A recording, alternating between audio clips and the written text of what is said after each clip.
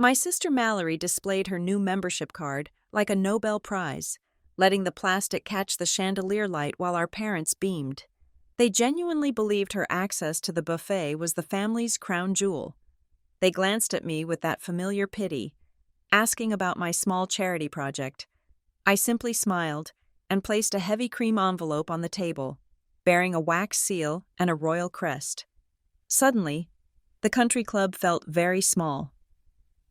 My name is Elena Gao, and if there is one thing I have learned after 34 years in this family, it is that silence is the most expensive thing you can bring to a brunch table, especially a table at the Marrowfield Country Club, where the silence is usually filled by the clinking of heavy silverware against bone china and the sound of people desperately trying to prove they matter. It was a Sunday morning, the kind that feels manufactured specifically for people who own sailboats they rarely use. The sunlight was streaming through the floor-to-ceiling windows of the Marrowfield dining room, catching on the crystal chandeliers and refracting into little rainbows that danced across the white linen tablecloths. The air smelled of expensive coffee, roasted ham, and the distinct crisp scent of old money mixed with the desperate perfume of new money trying to blend in. We were seated at what my mother, Evelyn, liked to call a prime location, which really just meant we were visible to every other table in the room. This was not a meal, it was a performance, and today, the star of the show was my younger sister, Mallory. Mallory sat across from me, looking like she had stepped out of a catalog for people who summer in the Hamptons but live in Ohio. She was wearing a pastel yellow sundress that probably cost more than my first car, and her hair was blown out into such perfect, golden waves that it defied the laws of humidity.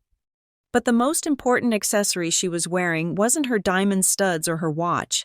It was the small, rectangular piece of plastic she had just placed on the table, right next to the crystal sugar bowl.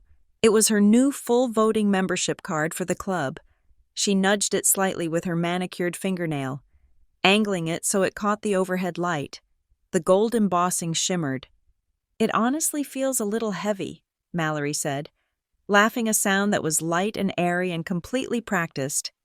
"Reed says I am being dramatic, but I swear the cardstock is thicker than a credit card. It feels official." Our mother, Evelyn, leaned in as if she were inspecting a religious relic. Her face was glowing with a pride she rarely directed at anything that didn't involve a title or a tax bracket. "It is beautiful, honey, and full voting privileges? That is rare for someone your age. Most people wait 10 years for that tier." "Well, Reed pulled some strings," Mallory said, casting a glance at her husband next to her. "And of course, the board knows we are committed to the community." Our father, Gordon, nodded sagely, slicing into his eggs Benedict with the precision of a surgeon. "It is about legacy. That is what this place represents. You are not just buying a pool pass, Mallory. You are securing a network. You are upgrading the family name." I took a slow sip of my orange juice. It was freshly squeezed, tart and sweet.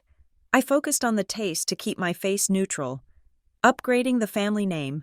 It was a fascinating concept, considering the name they were so proud of was built on my father's mid-level insurance firm, while my last name, Gao, was the only thing I had kept from a brief, youthful marriage that my parents still referred to as Elena's confusion. "It is a big responsibility," Reed said, doing his best to look humble while adjusting his silk tie. Reed was the kind of man who had perfected the art of false modesty. He worked in high-end asset management, the type of job that involved a lot of handshakes and very little actual labor. Especially with the Spring Legacy Gala coming up in 2 weeks, as new voting members, the expectations on us are significant. "Oh, the gala," my brother Logan breathed out. He was sitting to my right, looking stiff in a blazer that was slightly too tight in the shoulders. Logan was 29 and still waiting for his life to start, living vicariously through the scraps of status Mallory threw him. "I saw the preliminary guest list on the website. It is insane this year." Logan pulled out his phone, scrolling through a document he had likely memorized. "Listen to this. The mayor is confirmed. 2 state senators, the CEO of Velcor, Judge Harrington. Basically, everyone who matters in the tri-state area is going to be in this room. Mallory smirked, picking up her mimosa. Well, it is the event of the season. Logan, it is not just a party, it is where the real business happens. Reed is practically co-chairing the steering committee this year. I am just helping out, Reed corrected quickly, though his chest puffed out. They needed someone to manage the high-tier donor coordination. It is a headache, honestly, managing egos. Everyone wants the best table. Everyone wants to be seen near the podium. And everyone wants an invite, Mallory added, her eyes sliding over to me for the first time since we sat down. The table went quiet for a beat. This was the dynamic. We could not just enjoy the eggs and the fruit. We had to establish the pecking order. Mallory was the queen, holding court. Mom and Dad were the proud monarchs in retirement. Logan was the loyal footman, and I was the peasant allowed inside to watch the feast. So, Elena, Mallory said, her voice dropping into that sweet, concerned register she used when she wanted to be particularly cruel. How is your project going? The little school thing? It is going well, I said simply. I did not correct her. I never did. That is nice, she said, turning back to Mom. I always tell people how admirable it is that Elena dedicates her life to charity. You know, working with those underprivileged kids. It takes a special kind of patience to run a small education charity. I could never do it. I do not have the heart for the sadness of it all. It is very noble, Mom said, patting my hand condescendingly. We are all very proud of you for finding something that keeps you busy. Dear, even if it does not pay the bills like Reed's work. It pays enough, I said, my voice steady. Of course it does, Reed said magnanimously. And hey, nonprofits are important. Someone has to do the groundwork. It is cute, really, like a grassroots thing. I felt a small muscle in my jaw tighten, but I forced it to relax. Grassroots? Cute? They thought I was running a neighborhood tutoring center out of a church basement. They thought my days were spent wiping noses and handing out pencils. They had no idea that the Harbor Light Learning Trust now operated in 6 states, managed an operating budget of $40 million a year, and was currently advising 3 state governors on rural broadband integration for remote learning. But I didn't say that. I just nodded. We do what we can. Exactly, Mallory said, satisfied that she had put me back in my box. She tapped her membership card again, the sound sharp against the wood of the table. Which brings me to the gala. Since Reed and I are hosting a table, we have to be very selective with our guests. A table only seats 10, and we have business partners, the partners' wives, and obviously Mom and Dad. She paused, looking at Logan, then at me. This was the moment she loved. The withholding. Logan, obviously we want you there, she said. You can help Reed with the silent auction setup if you want. Absolutely, Logan said, looking relieved, like he had just been granted a pardon. Mallory turned her gaze to me, her expression performing a pantomime of regret. Elena, I am just not sure this is really your scene. It is black tie, extremely formal. Tickets are $500 a plate. Though obviously, we would cover you, but the conversation, it is going to be very corporate, very high level. I would hate for you to feel out of place or bored. You know how you get in crowds of successful people. She waited. The whole table waited. They expected me to look hurt. They expected me to look down at my plate, maybe blush, and mumble that it was fine, that I had work to do anyway. They wanted me to validate their exclusion. They wanted me to admit that I did not belong in their world of chandeliers and senators. I looked at Mallory. I looked at the membership card she was guarding like a dragon guarding a single gold coin. I looked at my parents, who were watching me with that familiar mix of pity and impatience. I decided I was done eating. That is actually very thoughtful of you, Mallory, I said. My voice was calm, conversational. I reached down to the leather tote bag I had placed by my feet. I was worried about the seating arrangements myself, Mallory asked, a flicker of confusion crossing her face. Why would you be worried? You do not have to come. Elena, no one will judge you. No, I mean I was worried about the logistics, I said. I pulled the envelope out. It was heavy cream paper, textured and thick. It was not the standard glossy invite the club had mailed out to the general membership. This was larger. The wax seal on the back was unbroken. A deep crimson red, stamped with a crest that featured a lion and a shield. A crest that definitely did not belong to the Marrowfield Country Club. I set the envelope on the table. It made a solid, heavy sound, distinct from the plastic click of Mallory's card. I actually already received my invitation, I said quietly. The reaction was instantaneous. The table went still. The ambient noise of the brunch, the laughter from the bar, the clattering of plates, seemed to fade into the background. Mallory stared at the envelope. Her smile faltered, the corners of her mouth twitching. What is that? My invitation, I repeated. Mallory let out a short, sharp laugh. It was loud, too loud. It drew the attention of the table next to us. Elena, that is impossible. The invites went out last week. They are blue and silver, and I have the master list of approved guests on my phone right now. Your name is not on it because I have not put it there yet. I know, I said. This did not come from the club's general committee. Then who did it come from? Reed asked, leaning forward. He was squinting at the wax seal, his brow furrowed. He recognized quality when he saw it, and he knew that paper stock was more expensive than his suit. You can't just print off a fake invite. Elena, security is going to be tight. They are checking IDs at the door. It is not a fake, I said. And it is not a ticket. I slid the envelope toward the center of the table, careful not to cover Mallory's card, but placing it close enough that the comparison was unavoidable. Her card looked like a gym pass next to a treaty.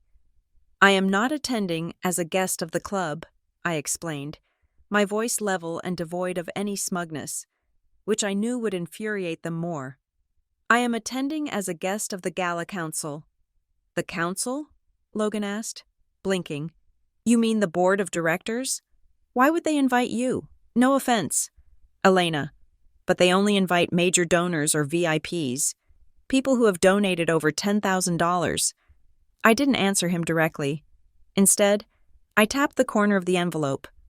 You might want to look at the return address. Mallory reached out, her hand hesitating for a second before she snatched the envelope up. She flipped it over, her eyes scanning the embossed text in the upper left corner. The Aldercrest Royal Household? She read aloud. Her voice cracked on the last word. She looked up at me, her face contorted in total bewilderment. What is this? Is this a joke? Is this some kind of themed dinner? It is not a theme, I said. The Aldercrest Royal Household is co-sponsoring the philanthropy portion of the gala this year. They are focusing on international education initiatives. I heard a rumor about a royal sponsor, Reed stammered, looking at me with new eyes. But I thought that was just marketing fluff. I thought they were just lending a name to the banner. They are sending a delegation, I said. And the royal envoy specifically requested that I attend. Why? Mom asked. The word hung in the air, heavy and sharp. She sounded almost offended. Why on earth would a royal envoy want to meet you, Elena? You run a tutoring program. Because, I said, leaning back in my chair and crossing my arms, the Harborlight Learning Trust is not just a tutoring program. Mom, we are the model they are planning to implement across 3 of their provinces next year. I am not just a guest. I watched Mallory's face change. I watched the disbelief curdle into confusion, and then into a flash of panic she couldn't hide. She looked at her membership card, then at my letter. She looked at the expensive dress she was wearing to impress these people, and then she looked at me. Her sister who wore flats and little makeup. I am the keynote speaker, I said. Silence descended again, but this time, it wasn't the silence of waiting for someone to speak. It was the silence of a worldview shattering. You are the what? Mallory whispered. The keynote speaker, I said. I am delivering the featured address on the future of educational infrastructure. And the letter also contains an invitation to a private reception before the gala begins, just for the envoy, the council chair, and the honoree. Honoree? Dad asked, his voice rough. Yes, I said. That is the other reason I'm going. I am receiving the Aldercrest Civic Medal. I reached for my orange juice again. My hand was perfectly steady. Around me. The brunch continued. Waiters topped off coffees. Someone laughed at a joke 3 tables away. But at our table, the air had been sucked out of the room. Mallory looked like she had been slapped. She opened her mouth to speak, to make a joke, to minimize it. But nothing came out. She just stared at the wax seal on the cream envelope. A symbol of a world she didn't even know existed. A world that had invited me in while she was busy buying her way through the front door. So, I said, setting my glass down, I appreciate the offer to sit at your table, Mallory, but I think I will be seated at the head table with the envoy. However, I am sure we can wave to each other during the salad course. The silence that followed my declaration was absolute. A physical weight that seemed to press down on the white linen tablecloth. For a moment, the only sound was the distant, rhythmic clinking of silverware from the patio outside. A cheerful noise that felt violently out of place at our table. My family stared at me, frozen in a tableau of confusion and defensiveness. Their minds frantically trying to rearrange the hierarchy that had comforted them for decades. Mallory was the first to break the paralysis. She let out a laugh that was sharp and jagged, like glass breaking. It was a noise designed to reset the room, to signal to everyone that the awkward moment was over and normalcy could resume. Okay, Elena. You almost had me for a second, she said, shaking her head and reaching for her napkin to dab at the corners of her mouth, though there was nothing there to wipe away. God, you have gotten better at that deadpan humor. Keynote speaker, that is funny. She looked around the table, inviting the others to join in the relief, to share in the joke. Can you imagine? The gala is for industry titans and civic leaders. The keynote is usually, like, the superintendent of schools or a tech CEO. It is serious business. I am aware of how serious it is, I said. My voice did not rise. I kept my hands folded in my lap, resisting the urge to touch the heavy cream paper that sat between us. That is why I accepted the invitation. Mallory's smile wavered, the corners twitching downward. The panic was starting to seep in. Not fully formed yet, but present in the way her eyes darted from my face to the envelope. Elena, stop. It is impossible. Only full voting members can issue primary invites, and the committee hasn't even finalized the external speaker list. I was just on a text thread with the event coordinator this morning. She didn't mention you. She wouldn't, I replied calmly, because, as I said, this didn't come from the Marrowfield Committee. It came from the Gala Council. The council doesn't just email people. Elena, Reed interjected, his voice dripping with that patronizing reasonability he used on his junior associates. He leaned in, his elbows resting on the table, invading my space. Look, I know you want to be involved, and it is great that you want to support Mallory's big night, but the council only contacts major donors or VIPs directly. We are talking about people who move the needle financially. If you got some kind of generic mailer soliciting donations, that is not a speaker invite. That is a form letter. I didn't argue. I simply reached out and slid the letter out of the envelope completely. I unfolded it with deliberate slowness, smoothing the crease against the tablecloth. The sound of the thick paper rasping against the linen was the only noise in the immediate vicinity. It is not a form letter. Read, and it is certainly not a solicitation for money, I said. I turned the document so it faced him. Read the second paragraph. Aloud. Please. Reed hesitated, his eyes narrowing. He looked at the document with the skepticism of a man who assumes everyone else is trying to scam him. But as his gaze locked onto the text, his expression shifted. The smugness evaporated, replaced by the furrowed brow of someone trying to process data that contradicted their reality. We are writing to formally request your presence as the featured guest of honor. Reed read, his voice losing its confident timbre. And to confirm your role as the keynote speaker for the evening's address on educational infrastructure and global equity. He stopped. He looked up at me, then back at the paper. It says, featured guest of honor, capitalized.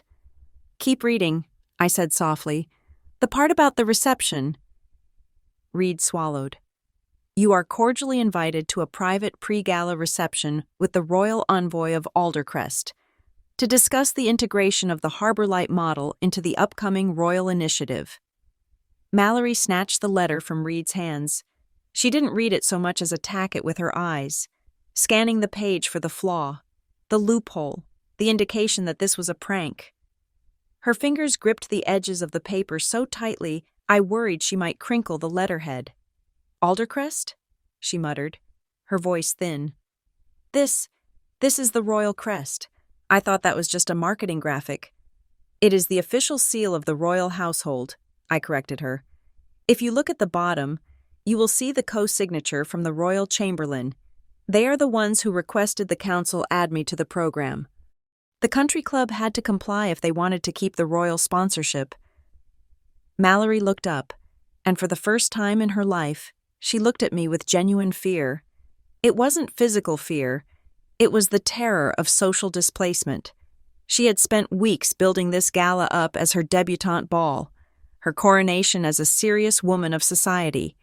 She had leveraged her husband's money and her parents' praise to build a podium, and now, in the span of 30 seconds, she realized she was going to be standing in the audience while I stood at the microphone. But, Mallory stammered, her face flushing a deep, blotchy pink. But I told everyone I was bringing you. I told the girls at the tennis clinic that my sister runs a little charity and I was going to treat her to a night out. I made it sound like a favor. I know you did, I said. You can still tell them that. But when I walk into the VIP reception and the security detail stops you at the velvet rope because you don't have the clearance badge, it might be awkward. Mallory flinched as if I had thrown ice water on her.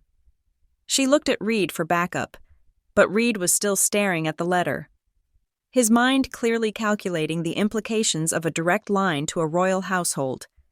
This doesn't make sense, Reed muttered, more to himself than anyone else. The council protects that VIP list with their lives. They don't just let people in because they run a school program. They only let in players, people with leverage. Exactly, I said. That was when my mother, Evelyn, finally spoke. She had been silent during the exchange, her mimosa glass hovering halfway to her mouth. She set it down now with a clatter. She looked at the letter, then at Mallory's stricken face, and finally at me. Her expression wasn't proud, it was bewildered, bordering on suspicious. It was the look one gives a stranger who has just walked into their house and started rearranging the furniture. Elena, Mom said, her voice sharp. I do not understand. We know you work hard. We know you love your students.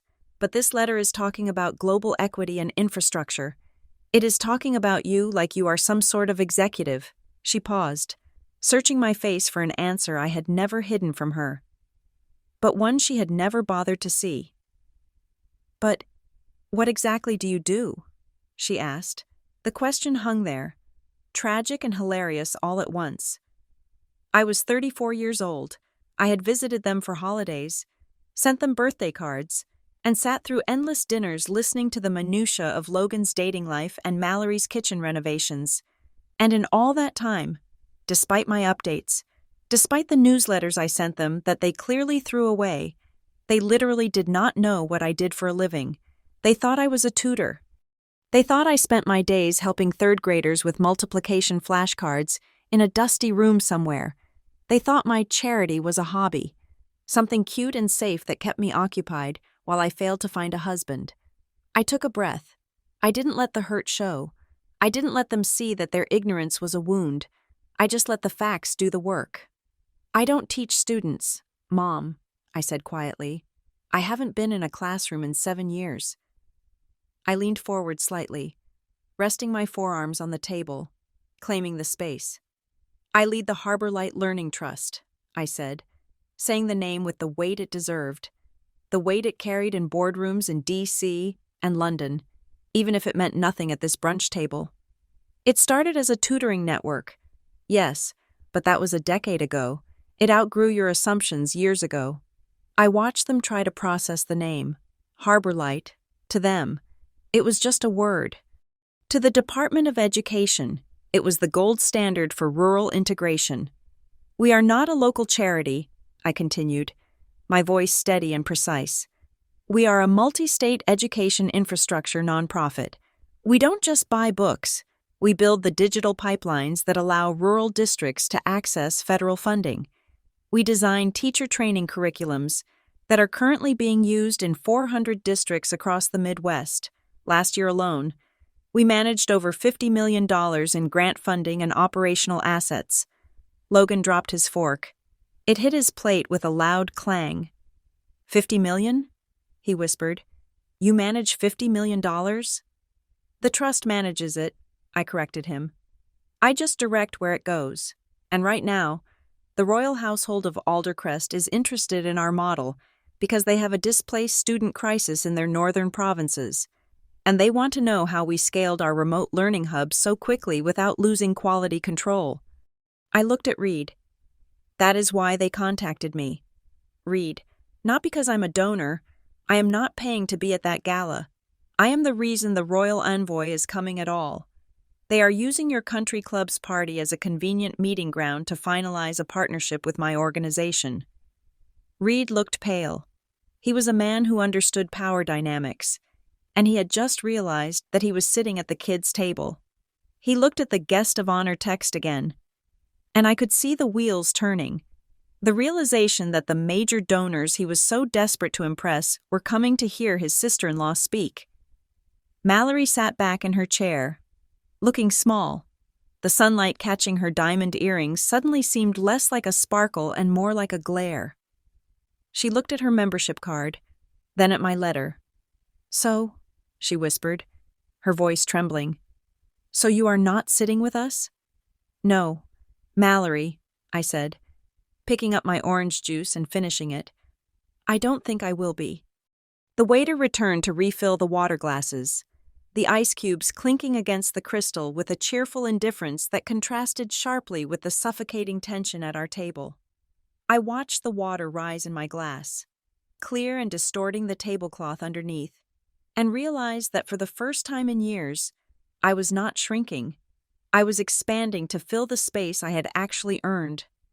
My mother was still looking at me with that furrowed brow she usually reserved for deciphering a complex menu in a foreign language. She was staring at the name on the letterhead again, specifically my last name. Gao, she said, the syllable sounding heavy and foreign on her tongue, even though I had carried it for nearly a decade. I never understood why you kept that name, Elena. You were only married to David for what? 3 years?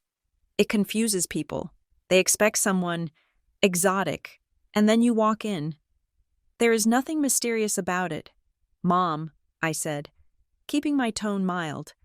I am Ohio-born, raised right here in this county. I am not pretending to be anything I am not, but I started my career when I was married to David. My degrees are in that name. My first major grants were signed in that name. When we divorced, it was a professional decision to keep it.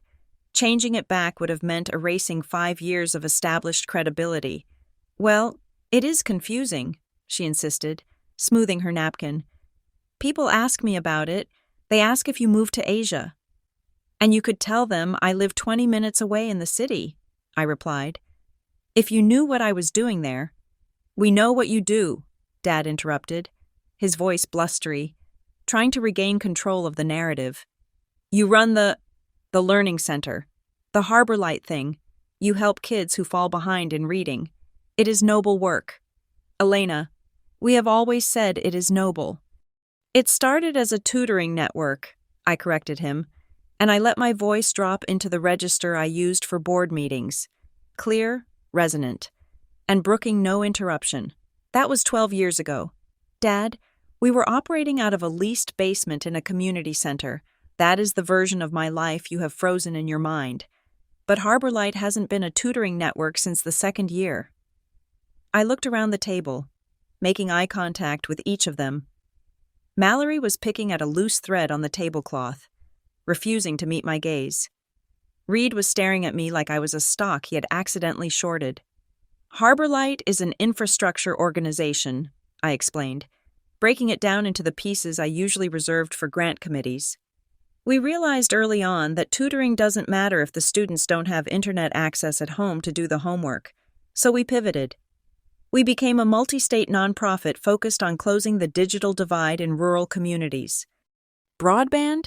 Reed asked, a flicker of recognition in his eyes. That is a utility issue. That is government work. Exactly, I said. And the government is slow. We are not. We build the hubs. We lay the groundwork. We negotiate the contracts with the service providers to get subsidized rates for low-income counties. Currently, our network covers parts of Ohio, Kentucky, West Virginia, and we just broke ground on a pilot program in Tennessee. We don't just teach kids to read. Dad, we build the digital roads that allow them to participate in the modern economy. I took a breath, letting the scope of it land. And it is not just the hardware, I continued. We scaled the teacher training pipelines 2 years ago because we found that rural districts couldn't retain talent. We partnered with 3 major regional universities to create a scholarship-to-service model. We pay for their master's degrees. They commit to 5 years in an underserved district. We have placed over 400 teachers in the last 18 months alone. These are not small numbers. These are measurable outcomes that affect regional economies. Dad blinked. He looked at his half-eaten Eggs Benedict as if it had betrayed him. He was a man who understood business in terms of units sold and quarterly margins. He was trying to fit my explanation into his framework, and I could see the gears grinding. So, he started, gesturing vaguely with his fork. So you are like an executive? For the charity? I smiled, a small, tight smile. I am the founder, Dad, but yes, functionally. I am the chief executive officer. I answer to a board of directors. I sit through public audits every quarter because we manage federal and state grant money. If I misallocate $1, I don't just get fired, I go to federal prison. It is a real business. It just happens to measure profit in literacy rates and graduation statistics rather than dividends. An executive, he repeated, testing the word. It seemed to make him feel better, like he could finally categorize me. Well, that is significant. I didn't realize you had a board. You never asked, I said. It wasn't an accusation, just a fact. Mallory shifted in her seat, the movement sharp and agitated. She couldn't stand it. She couldn't stand that the conversation had pivoted away from her country club triumph to my professional resume. She needed to puncture the balloon. She needed to find the flaw that would bring me back down to the level of Elena, the nice sister with the sad little job. Okay, fine, Mallory said, her voice pitched a little too high. So you run a big nonprofit. That is great. Really? But the royal thing? That has to be an exaggeration. Corporations do that all the time. They slap a fancy name on a sponsorship tier to make people feel special. It is probably just the Aldercrest royal level of giving, like how the zoo has the lion's circle. It doesn't mean the actual king is coming. She looked at Reed for confirmation. Right? It is just branding. There is no way a royal envoy is flying to Ohio to talk about, what was it? Broadband? Educational infrastructure and displaced student integration, I said. Right. That, Mallory waved her hand dismissively. It is just a theme. Elena, you shouldn't get your hopes up. You are going to show up expecting a crown and get a plaque from a bank manager. I didn't answer her with words. I simply reached for the heavy cream envelope again. I pulled out the secondary card, the one tucked behind the main letter. It was smaller. Stiff cardstock with gold gilt edges. This is the security protocol card, I said, sliding it across the table toward her. It is not for a Lion's Circle dinner. It lists the vetting requirements for the private audience. Mallory looked down. The text was sparse and severe. Guest: Elena Gao. Event: private audience with His Excellency, the Royal Envoy of Aldercrest. Time: 1800 hours. Location: the Founders Room, Marrowfield Country Club. Protocol: no cell phones.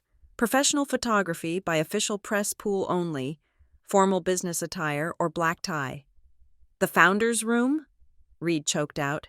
That is the boardroom. They are locking down the boardroom for this? For 45 minutes before the main gala begins, I confirmed. It is a working reception. We are signing a memorandum of understanding between Harbor Light and the Royal Household's philanthropic arm. The gala is just the backdrop. The real work is happening in that room while everyone else is having cocktails. But why you? Mallory whispered. The fight was draining out of her, replaced by a sullen confusion. Why not a bigger organization? Why not the Red Cross or something? Because we are nimble, I said, and for the first time, I allowed a touch of pride to color my voice. And because we are effective, we have the data to prove it. The Aldercrest Ministry of Education read our white paper on rural connectivity 6 months ago. They reached out to our partnerships director. We have been vetting each other for months. This isn't a lottery win. Mallory, this is the culmination of 6 months of negotiations. I listed the partners, letting the names land like heavy stones. We are backed by the Regional Appalachian Commission. We have multi-year funding from the Monolith Foundations, the ones you read about in the Wall Street Journal. We consult for the International Council on Rural Education. These aren't people who play pretend. They don't do themes. They do work. Mallory trailed off. She looked at the crest on the card, the lion and the shield, and I saw the realization hit her. This wasn't something she could buy. Her husband could write a check for $10,000 or $50,000, and he would get a table and a plaque. But he couldn't buy a private audience. He couldn't buy the kind of relevance that brought a foreign delegation to a country club in Ohio. To my right, Logan had been silent for a long time. I glanced over and saw the blue light of his smartphone illuminating his face. He was scrolling. His thumb moved rapidly, swiping up, up, up. Holy cow, Logan murmured. It was a soft, reverent sound. What? Mom asked, snapping her head toward him. Logan, put the phone away. We are having a discussion. No. Mom, look, Logan said, turning the screen toward her, then toward Dad. I just Googled Elena Gao Harbor Light. I mean, I never really looked it up before. I just assumed. He looked at me, his eyes wide and shocked. Elena, there are pages of this. Pages. What are you talking about? Reed asked, leaning over to look at the screen. Here is an article from Forbes, Logan read, his voice shaking slightly. Top social entrepreneurs to watch. That was 2 years ago. How did we miss that? I sent you the link, I said quietly. In the family group chat, no one replied. I think Mallory posted a picture of her new patio furniture right after. Logan winced. He scrolled again. Here is a keynote you did at a tech summit in Austin. There is a video. It has 40,000 views.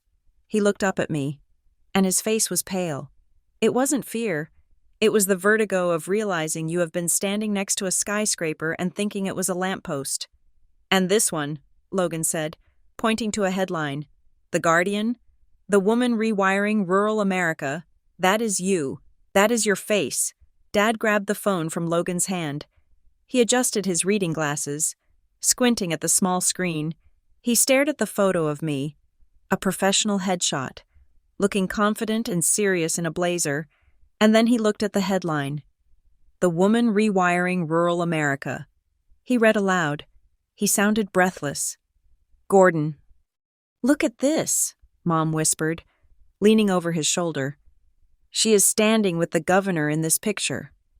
That was the signing of the connectivity bill, I said. 3 years ago. 3 years? Dad asked, looking up at me. You met the governor 3 years ago? We meet quarterly, I said. He sits on our advisory council. The silence that followed was different from the silence before. It wasn't stunned confusion anymore. It was embarrassment. Deep, profound embarrassment. My parents were realizing that while they had been patting me on the head and praising my nice little project, I had been building an empire right under their noses. They were realizing that the status they were so desperate to achieve, the proximity to power, to influence, to people who mattered, was sitting right across from them, eating fruit salad. And the worst part for them was that I hadn't hidden it. I hadn't been mysterious. I had been right there. They just hadn't looked. Mallory wasn't looking at the phone. She was staring at me. Her face was a mask of conflict. She wanted to be angry. She wanted to scream that I was stealing her thunder, that I was ruining her big reveal. But she couldn't, because the evidence was right there on the table in cream-colored paper and right there on the phone screen in black and white pixels. "So," Logan said, his voice quiet, "you are famous." "I am not famous." "Logan," I said, taking a sip of water, "I am respected in my field. There is a difference. Fame is people knowing your name. Respect is people returning your calls. The royal envoy is returning my calls." I looked at Mallory. "And that is why I couldn't tell you about the guest list. Mal, until the security protocol was finalized, I was under a non-disclosure agreement. I couldn't tell anyone the envoy was coming until the household released the schedule, which they did this morning." "You could have given us a hint," Mallory said, her voice brittle. "You could have warned me before I made a fool of myself bragging about a membership." "I tried," I said gently. "When you asked about my work earlier, I tried to tell you. You interrupted me to talk about the valet parking." She flinched. It was a small movement, a tightening of her shoulders. But I saw it. She knew I was right. She knew that every time I had tried to speak for the last decade, she had filled the air with her own noise. "Well," Dad said, handing the phone back to Logan with a shaking hand. He cleared his throat, adjusting his tie, trying to find his footing on this new, unstable ground. "Well, this is certainly a development, a private audience. That is very impressive. Elena, very impressive." He looked at the waiter who was hovering nearby. "Check, please." He needed to leave. He needed to get into the car and drive away so he could recalibrate his world. He needed to talk to Mom in the safety of their Lexus and figure out how to spin this. How to take credit for it, but for now. He just looked at me with a mixture of awe and fear. We should probably get going," Reed said, standing up too quickly. "I have some calls to make. About the gala. If the royals are involved, the security logistics are going to be a nightmare. I need to make sure our table isn't in a restricted zone." "It won't be," I assured him. "The restricted zone is only the front 2 rows, the head tables." Reed nodded, his face gray. "Right, the front rows. Of course." They stood up, gathering their purses and their pride. Mallory picked up her membership card. She didn't hold it up to the light this time. She slid it quickly into her clutch, burying it deep inside, as if she was afraid that next to my invitation, it would simply dissolve into dust. The sunlight outside the club was sharper than it had been inside, glaring off the rows of polished luxury sedans waiting in the circular drive. The valet stand was a hive of activity, with young men in white vests sprinting to retrieve keys and open doors for the departing brunch crowd. My parents had already retreated to the safety of their Lexus, my father looking eager to escape the scene of his own embarrassment, while Logan had mumbled an awkward goodbye and bolted toward his own car. That left me standing on the curb, clutching my bag. While Mallory and Reed waited for their Range Rover, I turned to leave, intending to walk to my own vehicle parked in the guest lot. But Mallory stepped into my path. She was smiling, a bright, tight expression that showed her teeth but did not touch her eyes. It was the smile she used when she was furious but knew people were watching. "Elena," she said, her voice pitched low so the couple standing 10 feet away could not hear. "We need to talk." "I thought we just did," I replied, shifting my weight. I think everything was covered pretty thoroughly at the table. No, she said, stepping closer. Her perfume, something floral and expensive, was overpowering in the heat. You made a scene. You deliberately humiliated us. I answered a question, I said. You asked why I would want to attend. I showed you the invitation. If you feel humiliated by the fact that I am successful, that is something you need to unpack. Mallory, not me. She let out a sharp breath, her hands clenching into fists at her sides. It is not about your success, Elena. It is about the fact that you never told the family. You let us think you were struggling. You let us think you needed our help. I never said I was struggling, I countered, my voice steady. I told you I was busy. I told you I was traveling for work. You assumed struggling because it made you feel better. You needed me to be the project. Mallory, because if I am the project, then you get to be the prize. The truth of it hit her, and her face spasmed. She looked around quickly to make sure no one from the membership committee was nearby. When she looked back at me, the mask had slipped. There was panic in her eyes. You do not understand what you have done, she hissed. I have spent 6 months building my reputation here. I have carefully curated who I am to these people.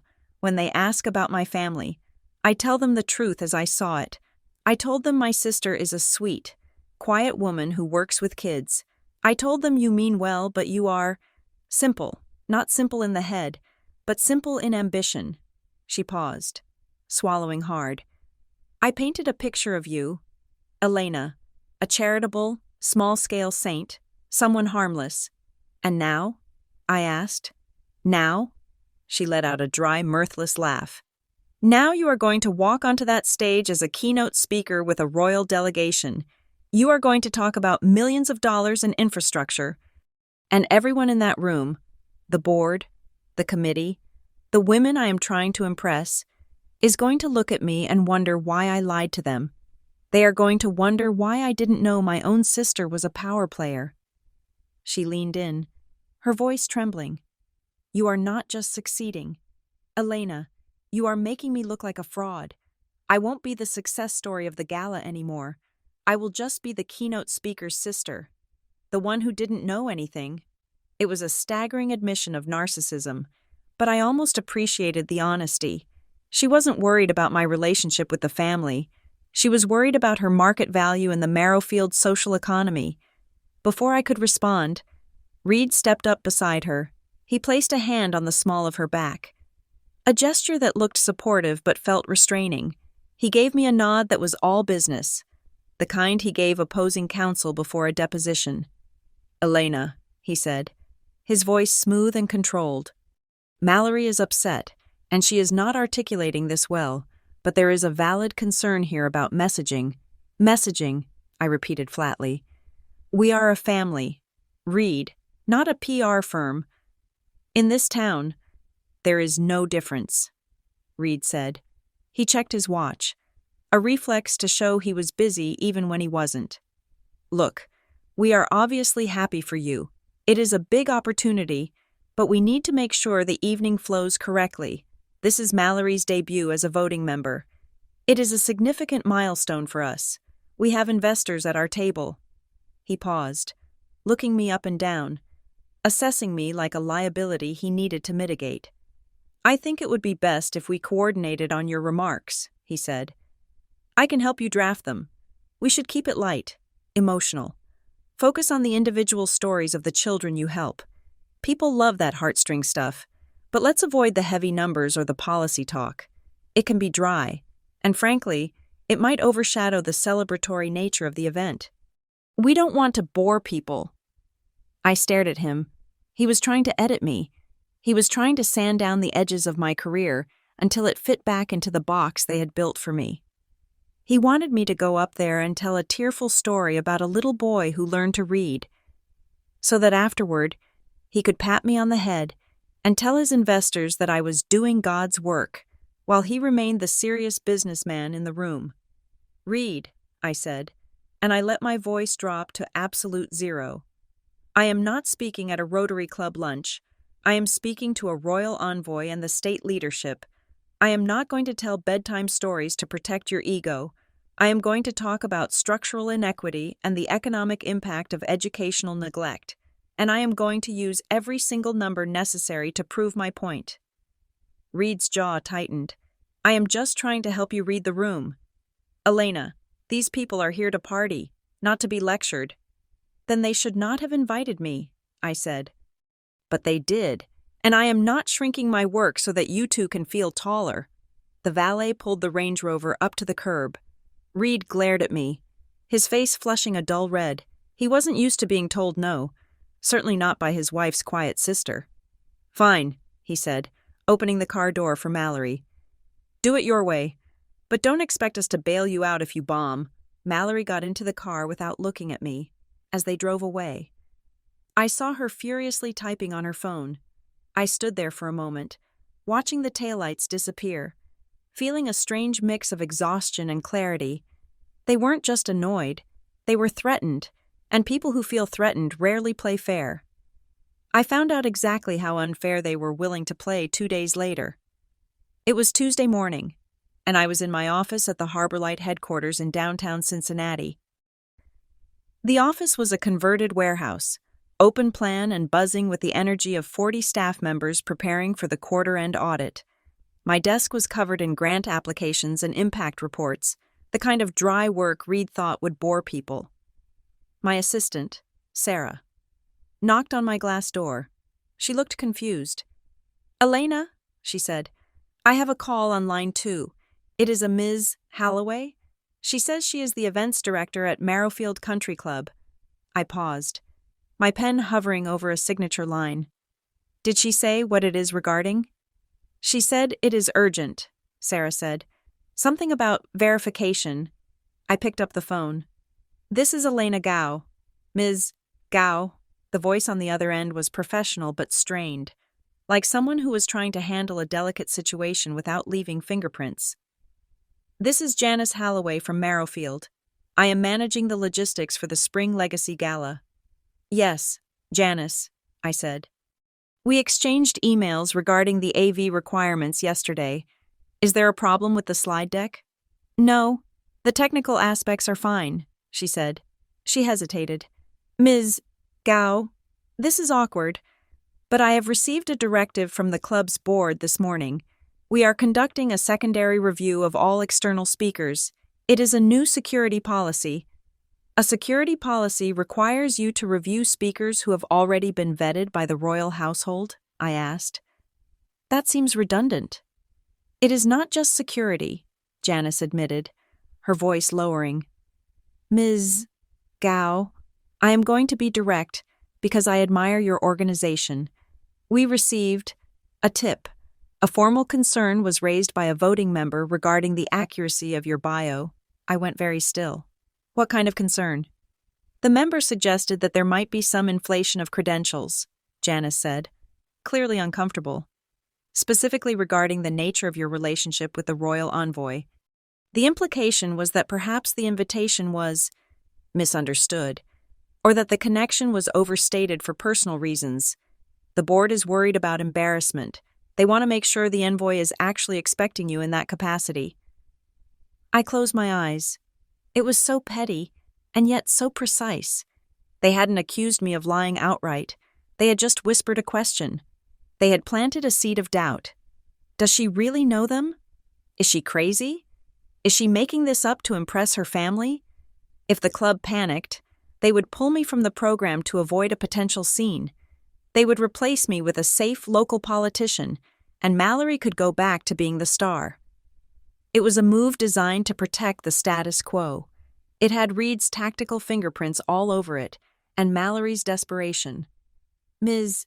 Gao? Janice asked. Are you there? I am here, I said. I opened my eyes and looked at the framed photograph on my wall, the one of me signing the partnership agreement with the envoy in London 6 months ago.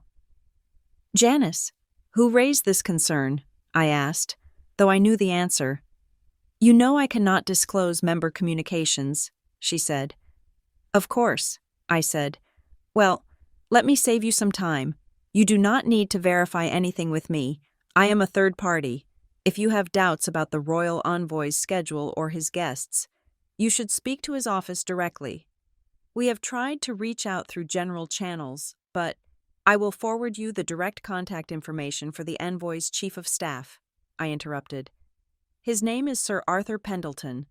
I will also include the royal protocol officer in the email. You can ask them directly if I am inflating my relationship. But Janice?" "Yes?" "When you email them," I said, my voice pleasant and lethal, "be very careful how you phrase the question. Because if you imply to the royal household that they have made a mistake, or that their chosen partner is a liar, they might decide that Marrowfield Country Club is not a suitable venue for their event after all, and I would hate for the club to lose the sponsorship because of a rumor started by a member with a personal agenda." There was a long silence on the other end. Janice Halloway was a professional. She knew exactly what I was saying. She realized instantly that she was being used as a pawn in a family squabble, and that one wrong move could cost the club the biggest event in its history. "I see," she said finally. Her tone had changed. The doubt was gone, replaced by a sharp realization of where the power actually lay. "Please send the contact information. Ms.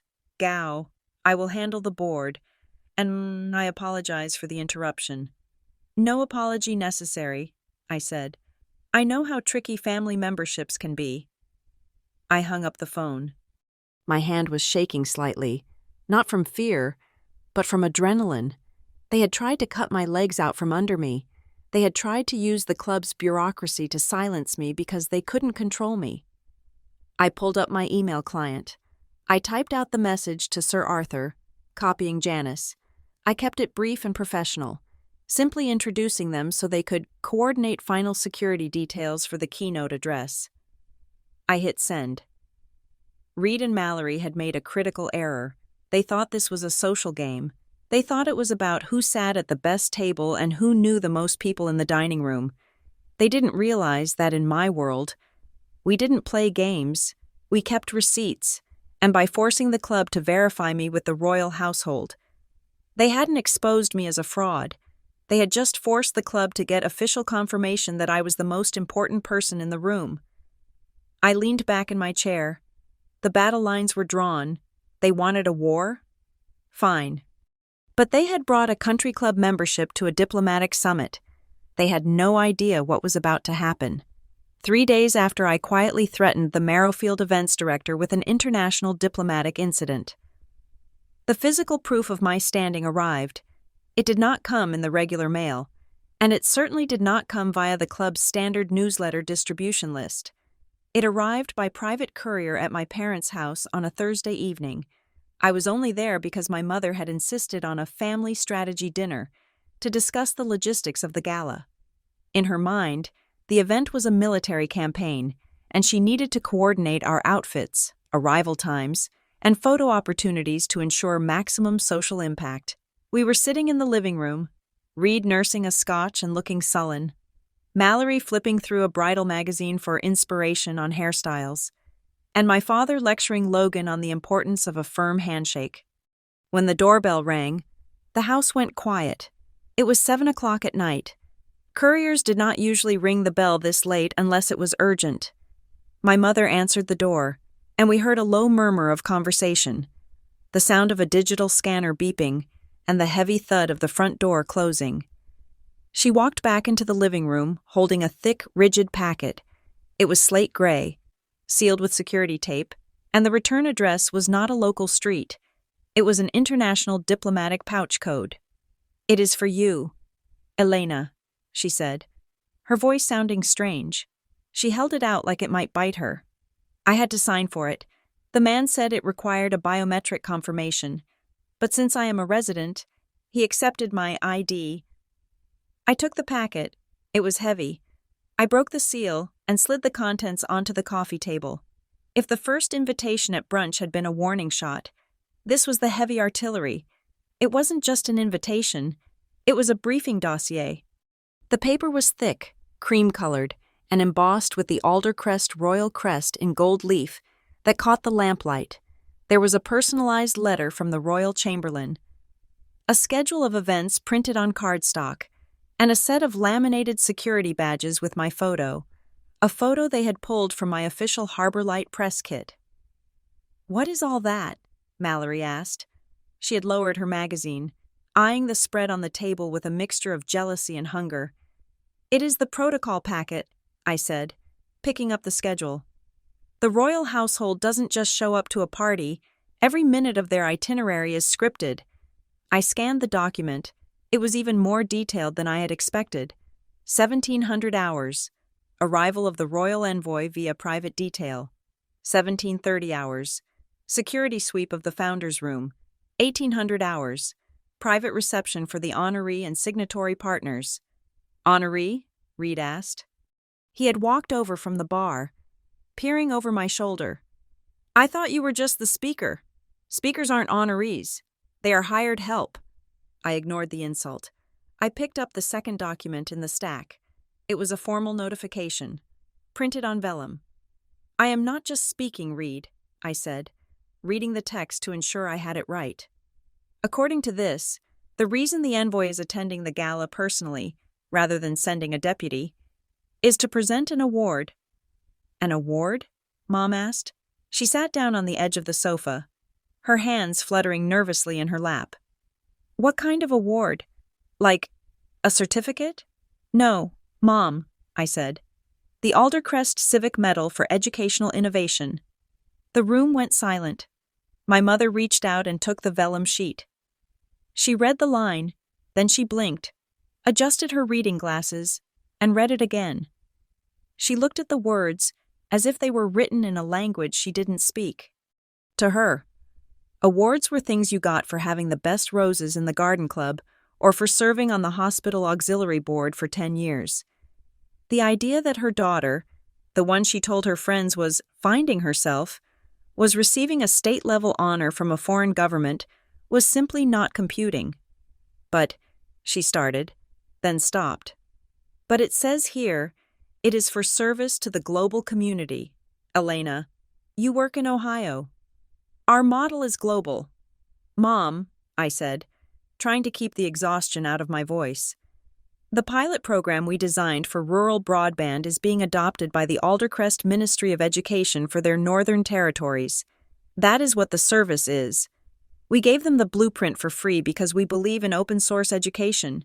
This medal is their way of acknowledging the value of that intellectual property." "So you gave it away?" Dad asked sharply. He was leaning forward now, the lethargy of the evening gone. His eyes were sharp, calculating. This was the Gordon Gow I knew, the man who could smell an opportunity from 3 rooms away. He wasn't looking at me with pride.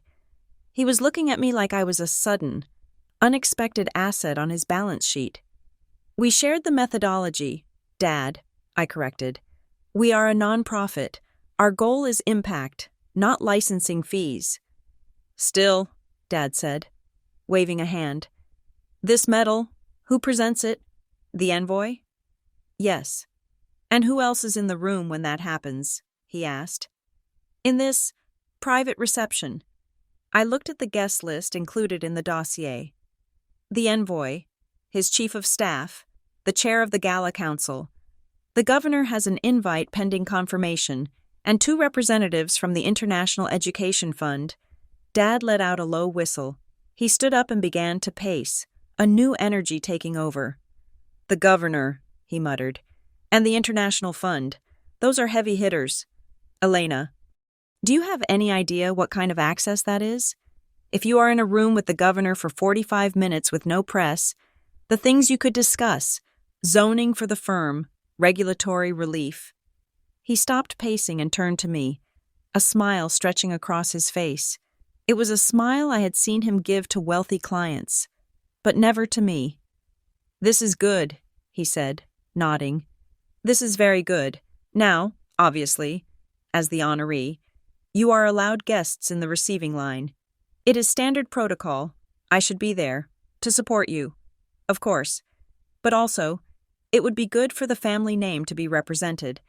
I can bring up the firm's history of community support. It ties in nicely." I stared at him. I felt a cold knot tighten in my stomach. He didn't care about the work. He didn't care that I had spent 7 years fighting for grant money and sleeping in budget motels to get internet access to kids who had nothing. He just saw a door opening, and he wanted to shove his foot in it. "Dad," I said, my voice quiet but firm.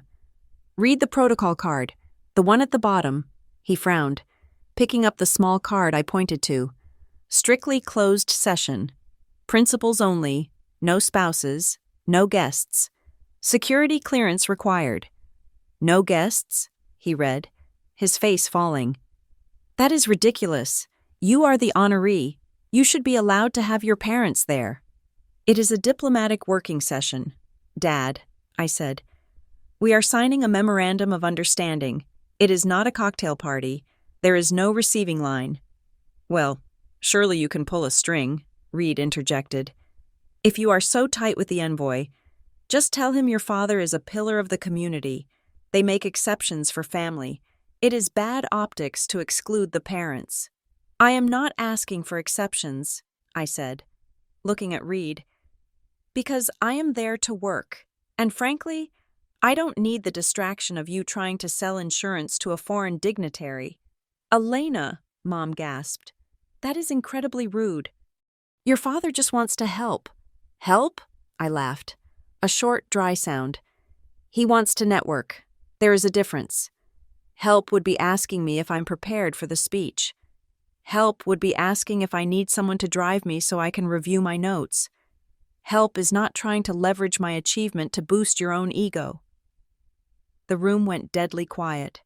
I had never spoken to them like that. I was the quiet one. I was the one who absorbed their slights and smiled.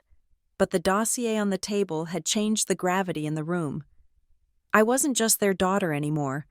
I was a woman who commanded the respect of a royal household, and that reality was finally colliding with their dismissal.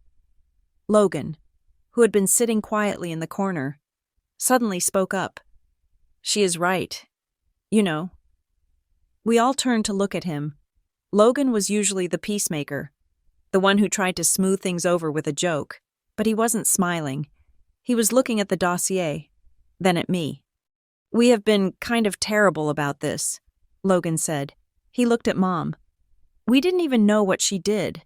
Mom, we thought she was a tutor, and now she's getting a medal from a government, and the first thing we do is ask how we can get into the room?" He looked at me. His eyes were clear, devoid of the jealousy that plagued Mallory or the greed that drove Dad. "Elena," he said, "I am sorry I didn't know. I should have Googled it sooner." He paused, then asked the one question no one else had bothered to ask. "What do you need from us?" I felt a sudden stinging in my eyes. It was such a simple question. What do you need? Not what can you get from me, but what do you need? I took a breath, steadying myself.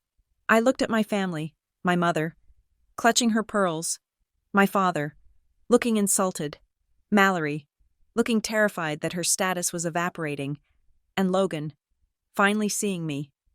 "I need you to stop," I said softly. "Stop what?" Mom asked, her voice trembling. "Stop treating me like the disappointment," I said. "Stop using me as the punchline at your dinner parties to make yourselves feel more successful. I don't need you to understand my work. I don't need you to come to the gala and cheer. I just need you to respect that I have built something real. And when I walk onto that stage on Saturday, I need you to sit there and listen. Not as my critics, not as my managers, just as my family." Mallory looked away, her face flushing. She knew exactly what punchlines I was talking about. She had written half of them. "We are proud of you, Elena," Mom said. But the words felt automatic, a reflex rather than a feeling. It is a lot to take in." "I know," I said. I stood up and gathered the papers. I slid the schedule and the security badges back into the heavy envelope. "But you have 3 days to get used to it, because when I walk into that club, I am not going as Mallory's sister. I am going as the guest of honor. And I need you to be okay with that." I didn't stay for dinner. I told them I had a conference call with the envoy's press secretary, which was true, and I walked out to my car. As I drove away, the adrenaline began to fade, replaced by a cold, sharp focus. I had drawn the line. I had shown them the receipts. But I knew it wasn't over. People like Reed and my father didn't give up power easily, and people like Mallory didn't give up the spotlight without a fight. My phone buzzed on the passenger seat. I glanced at it at a red light. It was a text from an unknown number. Ms. Gao, this is Janice Holloway. I shouldn't be telling you this, but you need to know. The board has called an emergency executive session for tomorrow morning. The agenda item is listed as Gala Image Protection and Speaker Suitability. They are panicked about the scrutiny. Someone is pushing hard to have the invitation rescinded. I stared at the screen. The light turned green. They were trying one last Hail Mary. They couldn't attack my credentials anymore. The royal household had verified those. So now they were going to attack the image. They were going to argue that my presence, a divorced woman running a controversial nonprofit that dealt with poverty and inequality, was too heavy, too political, too messy for their sparkling night of champagne and self-congratulation. I gripped the steering wheel. Protecting the image, I whispered to the empty car. They thought the image of the club was static, something fragile that needed to be guarded from the real world. They didn't realize that the real world was already at their gates. Holding a gold-embossed invitation, I didn't reply to Janice. I didn't need to. If the board wanted to discuss my suitability, they were welcome to try. But they were about to learn that you don't cancel a royal envoy's guest of honor without burning down the entire event. I turned the car toward my apartment, but my mind was already in the boardroom. If they wanted a fight about image, I would give them one. But I wouldn't fight it with arguments. I would fight it with the one thing they feared most: sunlight. The morning sun that filtered into my office on Friday felt thin and cold, devoid of the warmth that usually accompanied the anticipation of a weekend. The gala was less than 48 hours away. My dress was hanging in the garment bag on the back of my door, a sheath of midnight blue silk that cost more than my first car, but looking at it didn't bring me any joy. It just felt like armor. I was reviewing the final impact statements for the royal delegation when Marcus, my director of compliance, knocked on the doorframe. Marcus was a former forensic accountant for the state auditor's office. He was a man who saw the world in binary code, compliant or non-compliant. He never knocked unless something was wrong. "Elena," he said, stepping inside and closing the door behind him. "We have a flag on the preliminary donor manifest for the gala." I put down my pen. "A flag?" "The gala donations are pass-throughs. The club collects them, and they cut us a check for the net proceeds. It is standard third-party fundraising." "It is usually standard," Marcus agreed, sitting down and placing a file on my desk. "But because the royal household is involved, we ran a higher level of due diligence on the major pledges. We have to ensure no politically exposed persons or sanctioned entities are funneling money into the initiative." "And?" I asked, my stomach tightening. "And we found a problem with a bundled donation of $50,000, Marcus said. "It is listed under a generic entity called the Friends of Marrowfield Network. On the surface, it looks like a community pot. But when we peeled back the layers to verify the source of funds, which we are legally required to do for any amount over $10,000, we found that 80% of that bundle originated from a single corporate account." He tapped the paper. "Sterling Capital Management." I stared at the name. "That is Reed's firm." "Correct," Marcus said. "Now, corporate donations are fine, but Sterling Capital Management is currently the subject of an active inquiry by the Securities and Exchange Commission regarding aggressive sales practices targeting senior citizens. It is not public yet, but it is in the regulatory filings if you know where to look." The room seemed to drop 10 degrees. "Are you sure?" I asked, though I knew Marcus didn't deal in guesses. "I am sure," he said. "If we accept $50,000 from a firm under active investigation for defrauding seniors, and then we use that money to fund education programs, the optics aren't just bad, Elena, they are catastrophic. If the press connects the dots, it looks like we are laundering their reputation. And if the royal household finds out we vetted this donor and took the money anyway, They will pull the partnership before the ink is dry. I leaned back in my chair, feeling a headache begin to throb behind my eyes. This wasn't just Reed trying to buy a table. This was Reed trying to use my organization and my gala to buy himself a shield. He was funneling money through a friends network to hide the source, hoping that once the check was cut to a reputable charity like Harbor Light, the money would look clean. Does the club know? I asked. The club set up the Friends Network, Marcus said. It is a slush fund. Elena, it allows them to take money from donors who might not pass a standard vetting process and pool it with legitimate donations. It obscures the origin. I stood up and walked to the window, looking out at the Cincinnati skyline. The pieces were falling into place, and the picture they formed was ugly. That is how she got the membership, I whispered. Excuse me? Marcus asked. My sister, I said, turning back to him. Mallory, she got a full voting membership in record time. Usually, there is a 3-year wait list. Everyone said it was a miracle. But it wasn't a miracle. It was a transaction. Reed had likely promised the club a massive influx of cash for their spring legacy gala. Cash routed through this Friends network, so the club wouldn't have to report Sterling Capital as the direct benefactor. In exchange, the board fast-tracked Mallory's application. They got their money, Reed got his status, Mallory got her crown, and the only person taking the risk was me. I was the one who would be left holding the bag if the SEC investigation blew up. Marcus, I said, my voice cold, I want you to draft a memo to our general counsel. We need to formally decline the donation from the Friends of Marrowfield Network unless they can provide an itemized list of individual donors that clears our compliance check.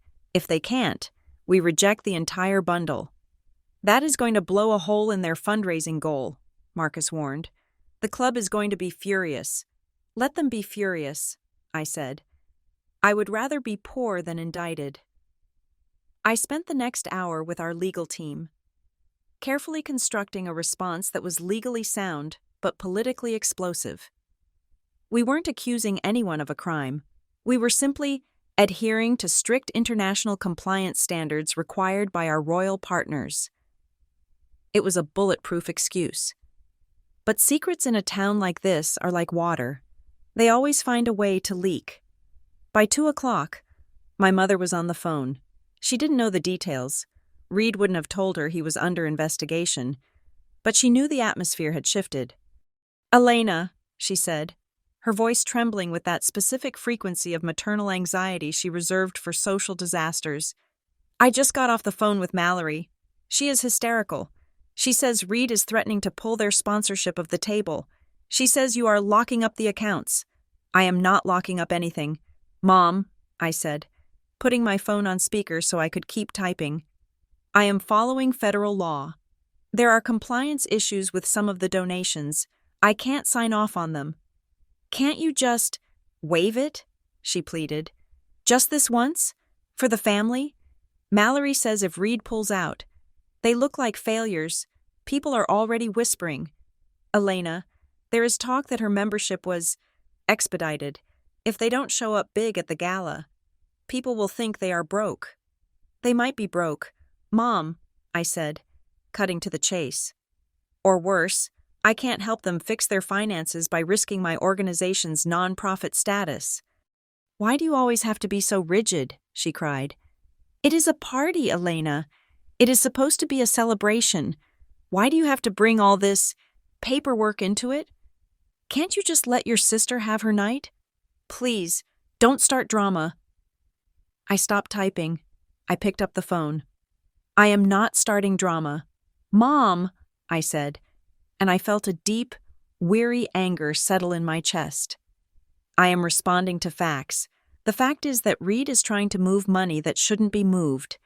The fact is that Mallory's membership is built on a house of cards. You want me to play along? To pretend I don't see it, so that you can all have a nice dinner.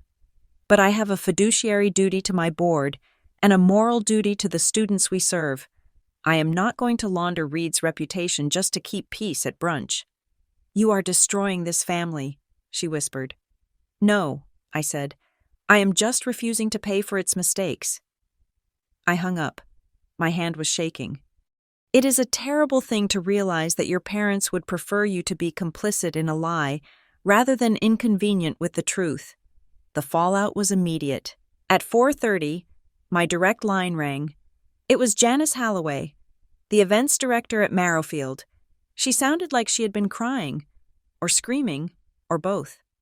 "Ms. Gao," she said, her voice tight and strained.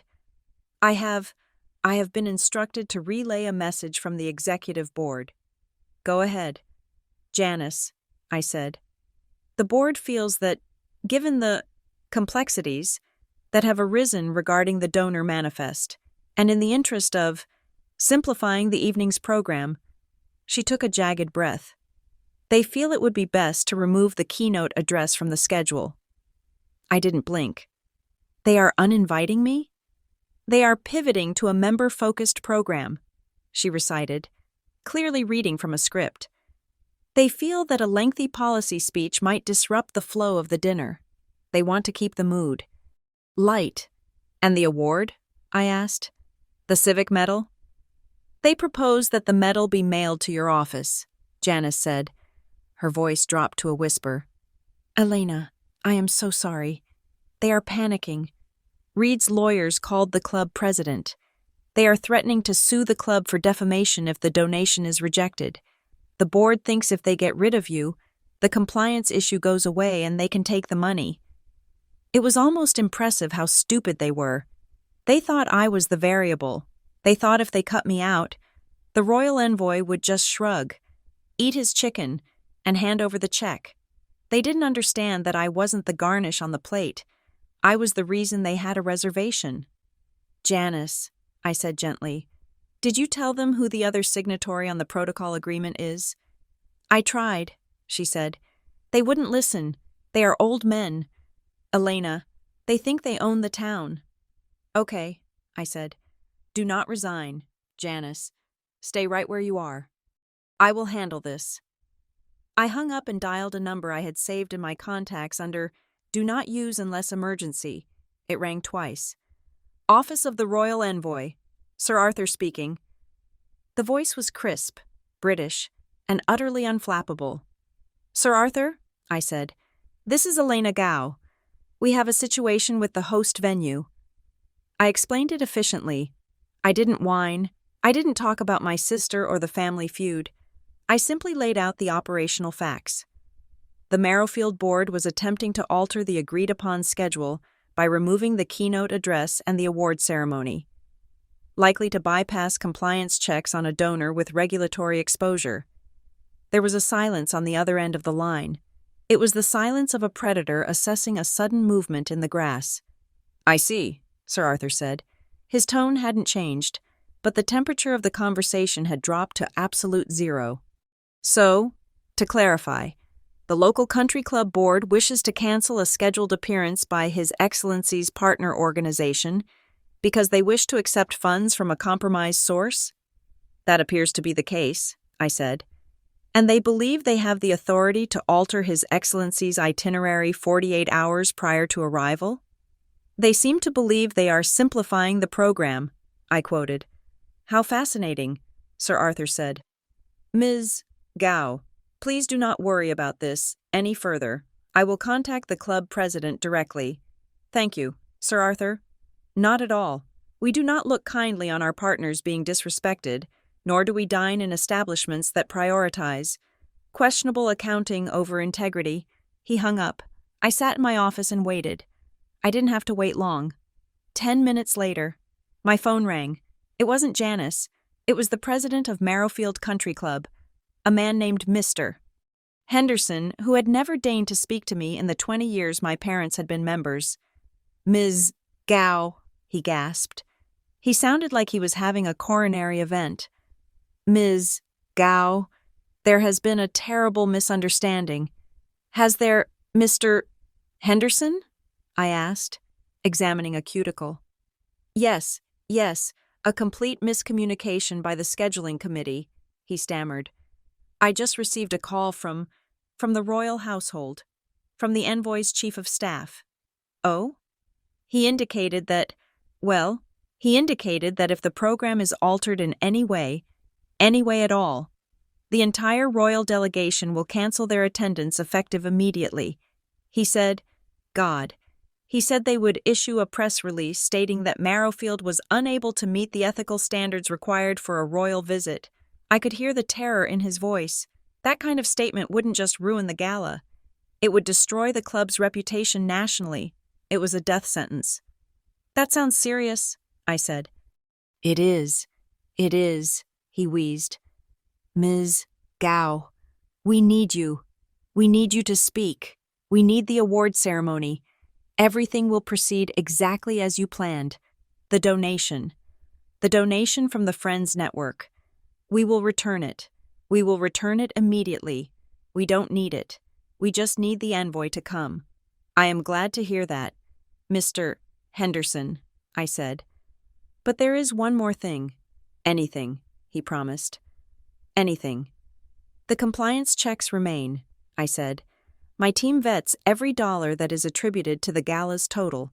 If there is dirty money in the room, I won't be there, and if I am not there, the envoy isn't there. Understood, he said.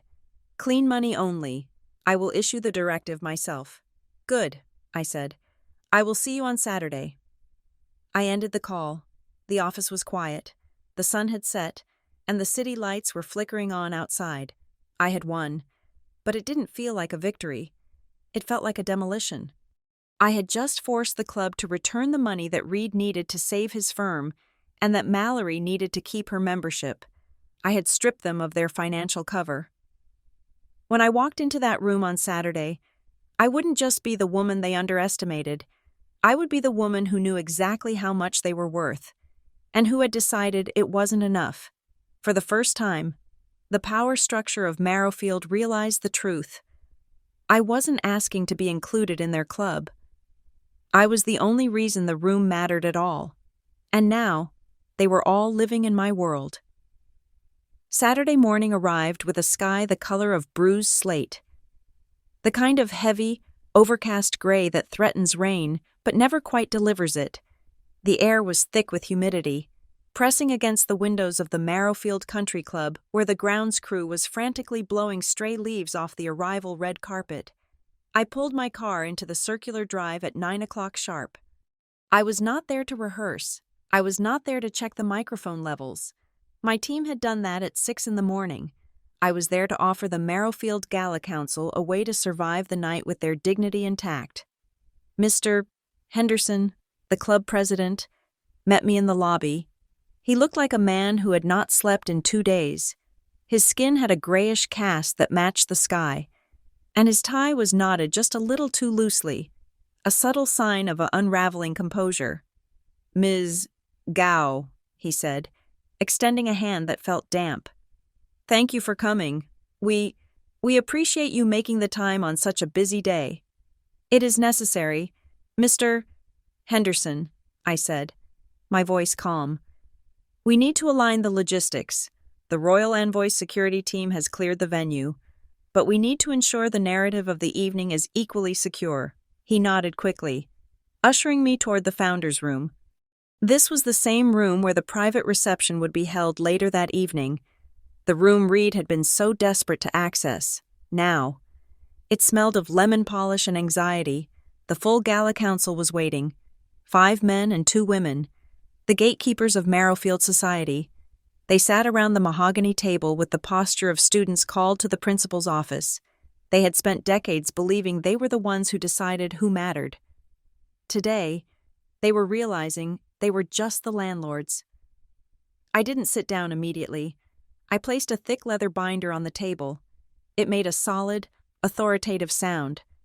This binder contains the full audit of the Harborlight Learning Trust's current fiscal year, I began, skipping the pleasantries. It also includes our program impact summaries, verified by the Department of Education, and the complete correspondence chain between my office and the royal household of Aldercrest dating back 6 months. I slid the binder toward the center of the table. I am leaving this with you, I said. Not because I am required to. The royal household has already vetted us. I am leaving it with you so that you have ammunition." "Ammunition?" one of the women asked, a matriarch named Mrs. Van Daren, who usually looked down her nose at anyone without a trust fund. Today, she looked at me with cautious respect. "Yes," I said, taking my seat. "I am aware that there has been pressure exerted on this council regarding my suitability as a speaker. I am aware that questions were raised about my credentials and the legitimacy of the royal partnership." Mr. Henderson cleared his throat. He looked at the other members, then back at me. "Ms. Gao, we want to apologize for the confusion earlier in the week. It was a difficult situation. We were receiving conflicting information." "I don't need an apology. Mr. Henderson," I said. "I need clarity. And I need to know that we are all operating from the same set of facts." Mr. Henderson sighed, a long, deflating sound. He leaned forward, lacing his fingers together. "To be candid, Elena, can I call you Elena?" "Ms. Gao is fine for today," I said gently. "Right. Ms. Gao, to be candid, we were approached by a voting member who was very insistent. This person claimed that you were exaggerating your role. They suggested that the royal connection was a fabrication, or at best, a misunderstanding that would embarrass the club. They used the phrase, inflating credentials. They implied that if we didn't remove you, the club would look foolish when the truth came out." I watched his face. I didn't need to ask who it was. I could hear Mallory's frantic voice in his description. The desperate need to undermine me to protect her own fragile narrative. I could hear Reed's legalistic bullying in the threat of embarrassment.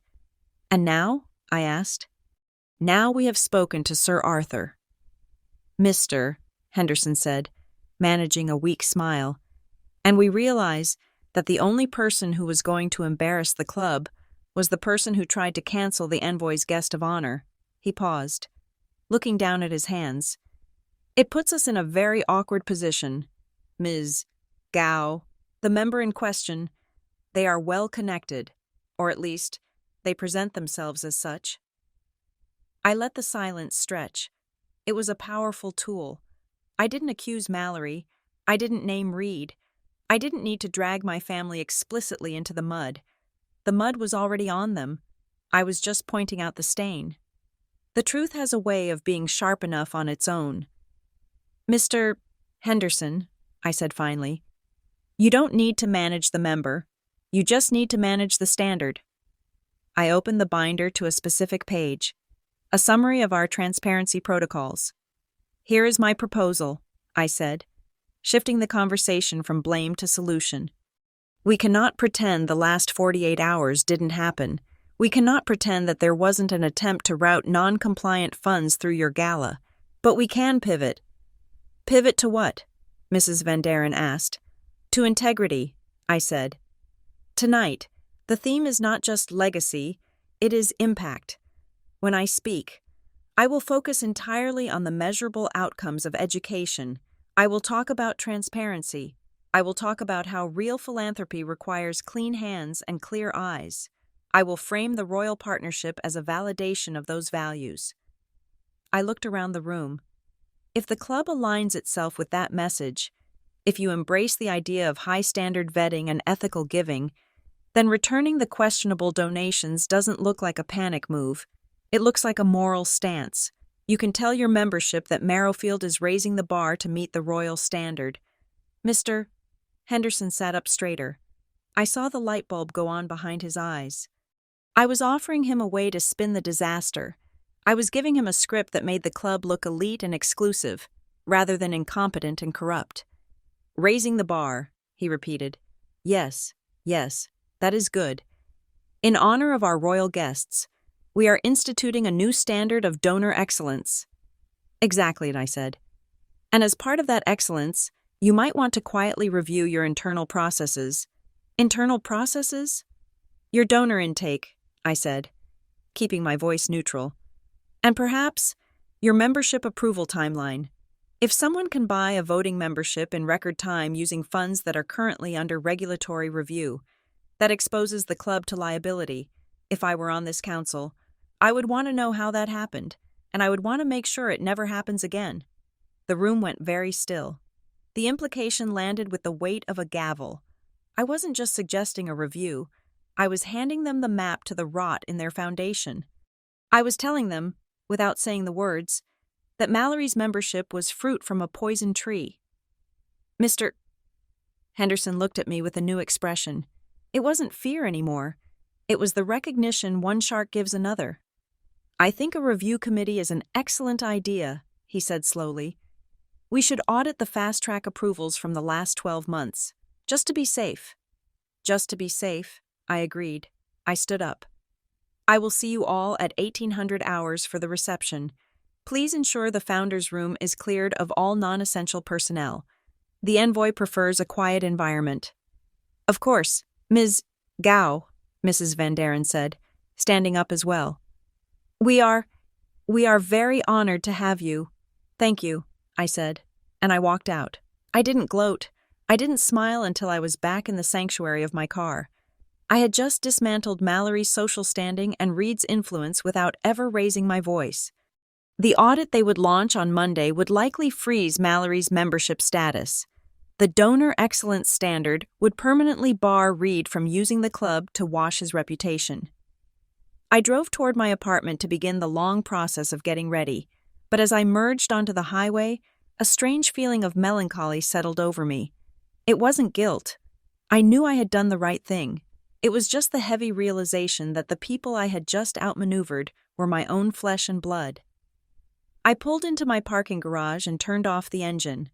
I sat there in the silence for a moment, looking at my phone. I opened the text thread with Mallory. The last message was from 3 days ago, a picture of a dress she was considering, asking me if it looked regal enough. I typed a message. I didn't want to fight anymore. I just wanted her to know that the war was over, and that she didn't have to be a casualty unless she chose to be. I know you are worried about tonight. I typed, I just want you to know, I am not competing with you. I never was. But I'm also not disappearing anymore. I hope we can find a way to be sisters in the same room. I hit send. I watched the screen, waiting for the 3 dots. I hoped for a moment of grace. I hoped that maybe, faced with the reality of my work and the precariousness of her own position, she might drop the act. I hoped she might say, I am scared, or I am sorry, or even just, okay. The phone buzzed. You are ruining my first year. I stared at the words. You are ruining my first year. Same sentence. Twice, like a verdict. Not, I am sorry I tried to get you canceled. Not, I am sorry I lied about your job. Not, I am proud of you for helping thousands of children. Just her year. Her debut. Her timeline. I read the message twice, letting the selfishness of it burn away the last lingering bits of hesitation I had. That single sentence was the emotional hinge of our entire relationship. It clarified everything. She wasn't angry that she had underestimated me. She wasn't angry that I had kept secrets. She was angry that I refused to stay small. She was angry that my light was casting a shadow on her. And instead of stepping into the light with me, she wanted to smash the bulb. I didn't reply. I didn't need to. I put the phone down and went upstairs to shower. I washed my hair, scrubbing away the hairspray and the stress of the week. I took my time with my makeup, applying it with the precision of a painter. I put on the midnight blue silk dress. It fit perfectly, draping over me like water, elegant and serious. I looked at myself in the mirror. I didn't see the nice one anymore. I didn't see the charity sister. I saw the CEO of the Harbor Light Learning Trust. I saw a woman who had negotiated with governors and royals. I saw a woman who was done apologizing for her own existence. The phone buzzed again, but I didn't check it. I knew who it was. It would be Reed, trying to manage the damage, or my mother, trying to plead for peace. But the time for peace talks was over. The car arrived at 5:30 to take me to the club. It wasn't a family car. It was a black sedan sent by the Royal Envoy security detail. As I climbed into the back seat, the driver nodded to me. Ready, Ms. Gao? Yes, I said, looking out at the passing city. I am ready. We drove toward Marrowfield. toward the chandeliers and the champagne and the people who thought they mattered. I wasn't going there to destroy them. I was going there to show them the difference between glitter and gold. And if Mallory's first year crumbled in the face of that truth, then perhaps it was a year that needed to be ruined.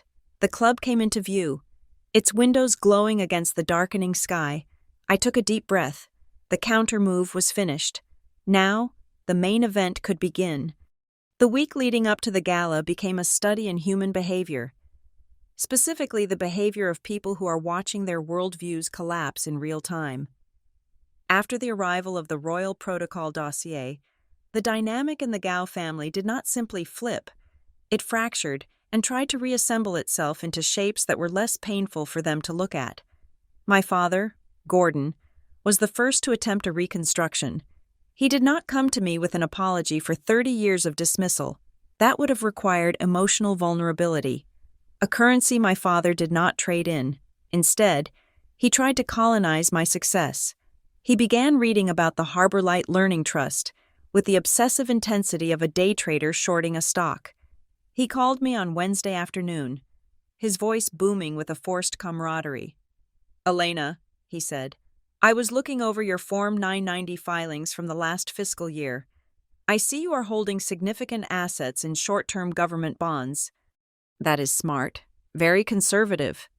It is required by our charter." "Dad," I said, putting my phone on speaker while I reviewed a seating chart, "we need liquidity for emergency relief grants." Sure, he said, brushing past the mission to get to the money. "But the overhead ratio, you are running at 8% administrative costs. That is leaner than most Fortune 500 companies. You know, I always said you had my head for operations. That ruthless efficiency? That comes from the Gao side. Your mother would have spent half the budget on office decor." I stopped typing. It was breathless in its audacity. He was rewriting history in real time, drafting a narrative where my competence was not a result of my hard work, but a genetic inheritance he had graciously bestowed upon me. He needed my success to be his success, because if it wasn't, he was just a man who had ignored a CEO living in his own house. I learned efficiency because I didn't have a safety net. "Dad," I said quietly, "but I am glad you approve of the balance sheet."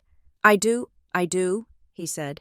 "In fact, I was thinking at the gala, if I get a moment with the governor, I might mention that my daughter runs a tighter ship than his Department of Transportation. It is a good talking point." He was already packaging me. I was no longer his charitable daughter. I was his talking point.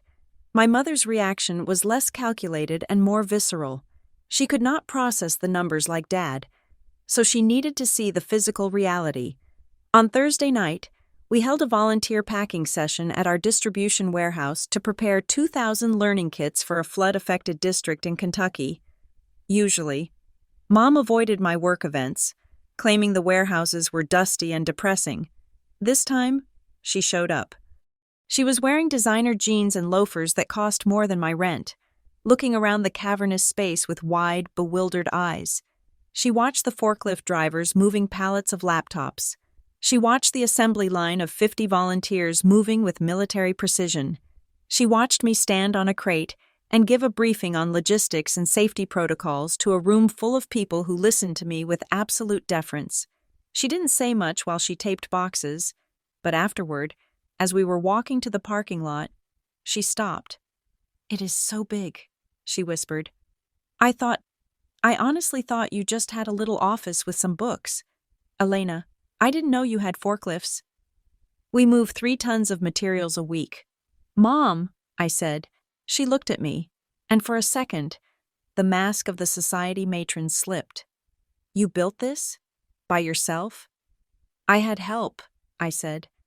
"But yes, I built it," she nodded, looking down at her hands, which were smudged with warehouse dust. "I told Mrs. Gable at the salon that you were working on a project. I think I need to stop calling it that." It wasn't a full apology, but it was the closest Evelyn Gao had ever come to admitting she was wrong. Logan, surprisingly, was the only one who offered something useful. On Friday evening, he came to my apartment with a pizza and a red pen. He had just passed the bar exam the previous year and was working as a junior associate at a contract law firm. "I know you have a legal team," he said, sitting on my floor, "but I wanted to look over the release forms for the gala. Sometimes these venues try to slip in intellectual property clauses regarding the recording of the speech." He spent 3 hours combing through the fine print of the Marrowfield broadcast agreement.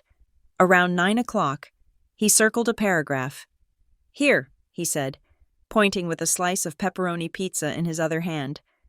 "Clause 14, Section B. They claim exclusive ownership of any and all content delivered on premises for their promotional use.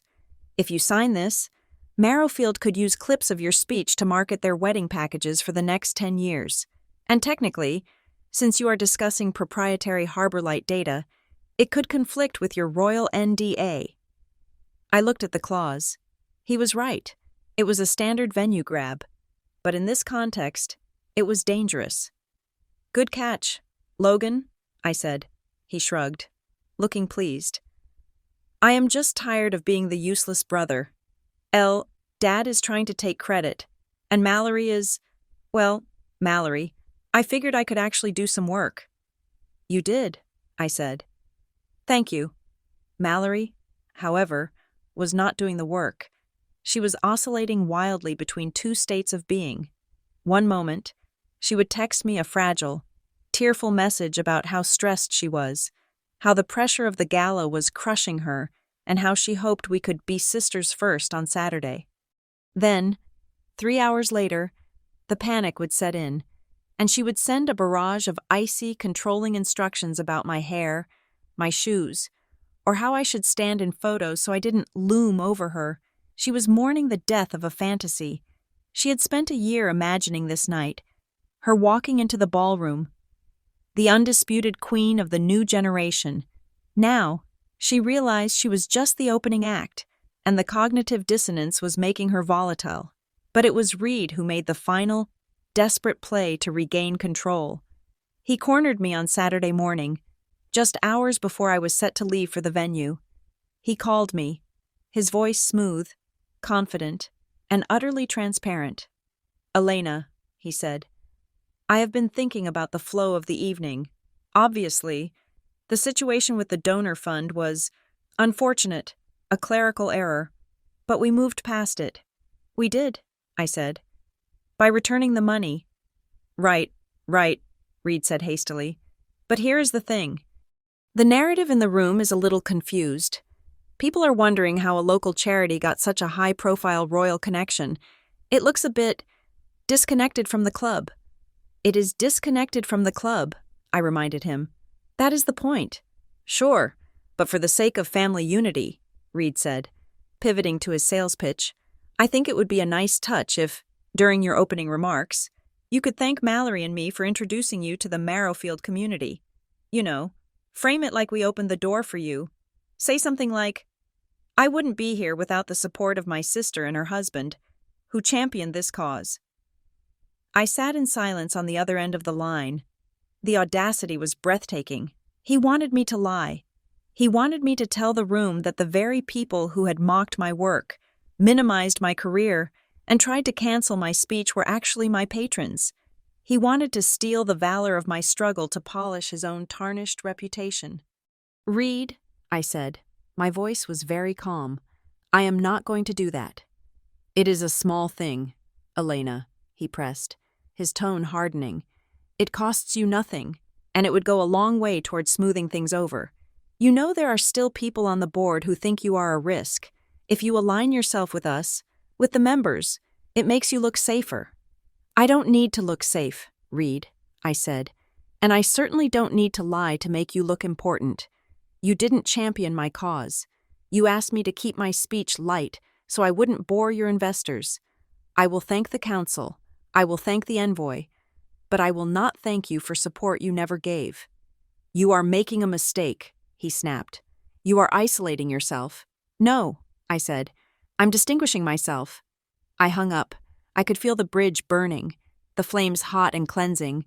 He finally realized that his persuasion, his charm, his business logic, none of it worked on me anymore. I was immune. But the club had one last petty move to make. At 2 o'clock in the afternoon, while I was steaming my dress, my phone pinged with a final agenda update from the Merrifield Committee. I opened the document. I scrolled down to the evening program. Originally, the keynote address had been scheduled for 8 o'clock, the prime slot right after the main course. When the room was full and attentive, the new agenda listed the keynote address at 6:45. It was a subtle, vicious insult. 6:45 was the salad course. It was when people were still arriving, when waiters were clattering plates, when the sun was still up. It was the dead zone of the evening. They were trying to bury me. They were trying to turn the royal address into background noise for the appetizer service, so that by the time the real drinking started at 8, Mallory and Reed could reclaim the center stage. It was a power move designed to minimize me without technically breaking the contract. I felt a flash of anger, hot and sharp. I reached for my phone to call Mr. Henderson and unleash the full force of my legal team, but before I could dial, a new email notification slid across the top of my screen. From Office of the Royal Envoy. Subject: Urgent. Protocol amendment regarding introduction. I froze. My heart hammered against my ribs. Had they canceled? Had the time change offended them? I opened the email. Dear Ms. Naidish Gao, His Excellency, the Royal Envoy has reviewed the updated agenda provided by the Merrifield Committee. He notes the earlier timing of your address. Please be advised that His Excellency wishes to alter his own participation to align with this change. He feels that a standard introduction by the Council Chair is insufficient for the occasion. Therefore, His Excellency will personally deliver the introduction for your keynote address. He wishes to speak for 5 minutes regarding the royal household's admiration for your work, before inviting you to the podium. We have informed the Merrifield Committee that the envoy will take the stage at 1840 hours. We assume this will ensure the room is seated and silent. Sincerely, Sir Arthur Pendleton. I stared at the screen, and then I started to laugh. It was a deep, chest-shaking laugh that released a week's worth of tension. The club had tried to bury me in the salad course. They thought that by moving me early, they could ignore me, but they hadn't calculated for the envoy. By insisting on introducing me personally, the royal envoy had just turned the dead zone into the main event. If the royal envoy was speaking at 6:40, no one would be eating salad. No one would be clattering plates. The entire room would be seated, silent, and standing at attention. The club had tried to minimize me, and in doing so, they had forced the royal household to elevate me even higher. The envoy wasn't just sitting and watching. He was serving as my hype man. And the best part? This detonated Mallory's entire timeline. If the royal envoy and the keynote were happening at the beginning of the night, everything that came after, the dinner, the dancing, Mallory's holding court, would just be the after-party. The climax of the evening would be over before she even finished her soup. Her fantasy of being the center of the gala was dead. The hierarchy wasn't just disrupted, it was inverted. I put down the phone. I looked at my reflection in the mirror. The midnight blue dress shimmered. 6:45, I said to the empty room. Don't be late. I walked out the door, ready to end the war. The transformation of the Merrifield Country Club was absolute. In the span of 12 hours, the familiar, slightly faded luxury of the members' dining room had been replaced by a military-grade elegance that felt less like a party and more like a coronation. The air was heavy with the scent of 5,000 white orchids, imported that morning and arranged in towering architectural displays that scraped the crystal chandeliers.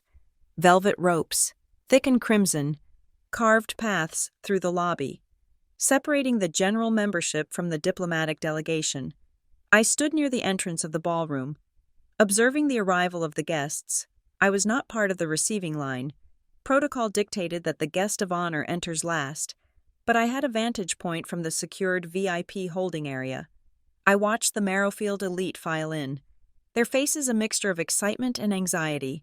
They knew this wasn't the usual spring gala.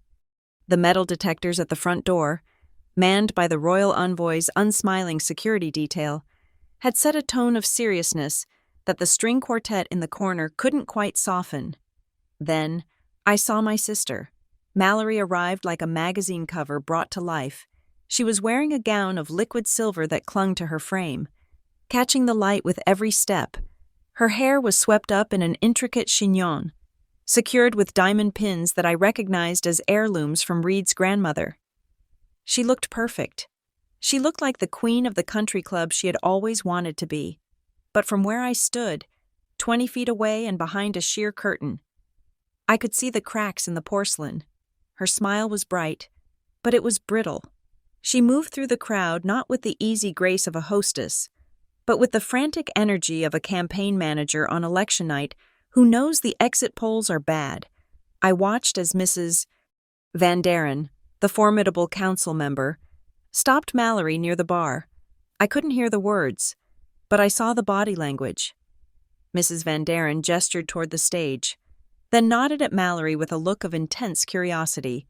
Mallory's smile faltered for a fraction of a second, a microspasm of the facial muscles, before she forced it back into place. She nodded enthusiastically, pointing toward the VIP section, claiming proximity to the event she had tried to sabotage. She was playing the part of the proud sister. But it was costing her everything. Every time someone asked about me, every time a guest looked past her shoulder to see if the royal party had arrived, I saw Mallory shrink. She was disappearing in plain sight, consumed by the very spotlight she had fought to control.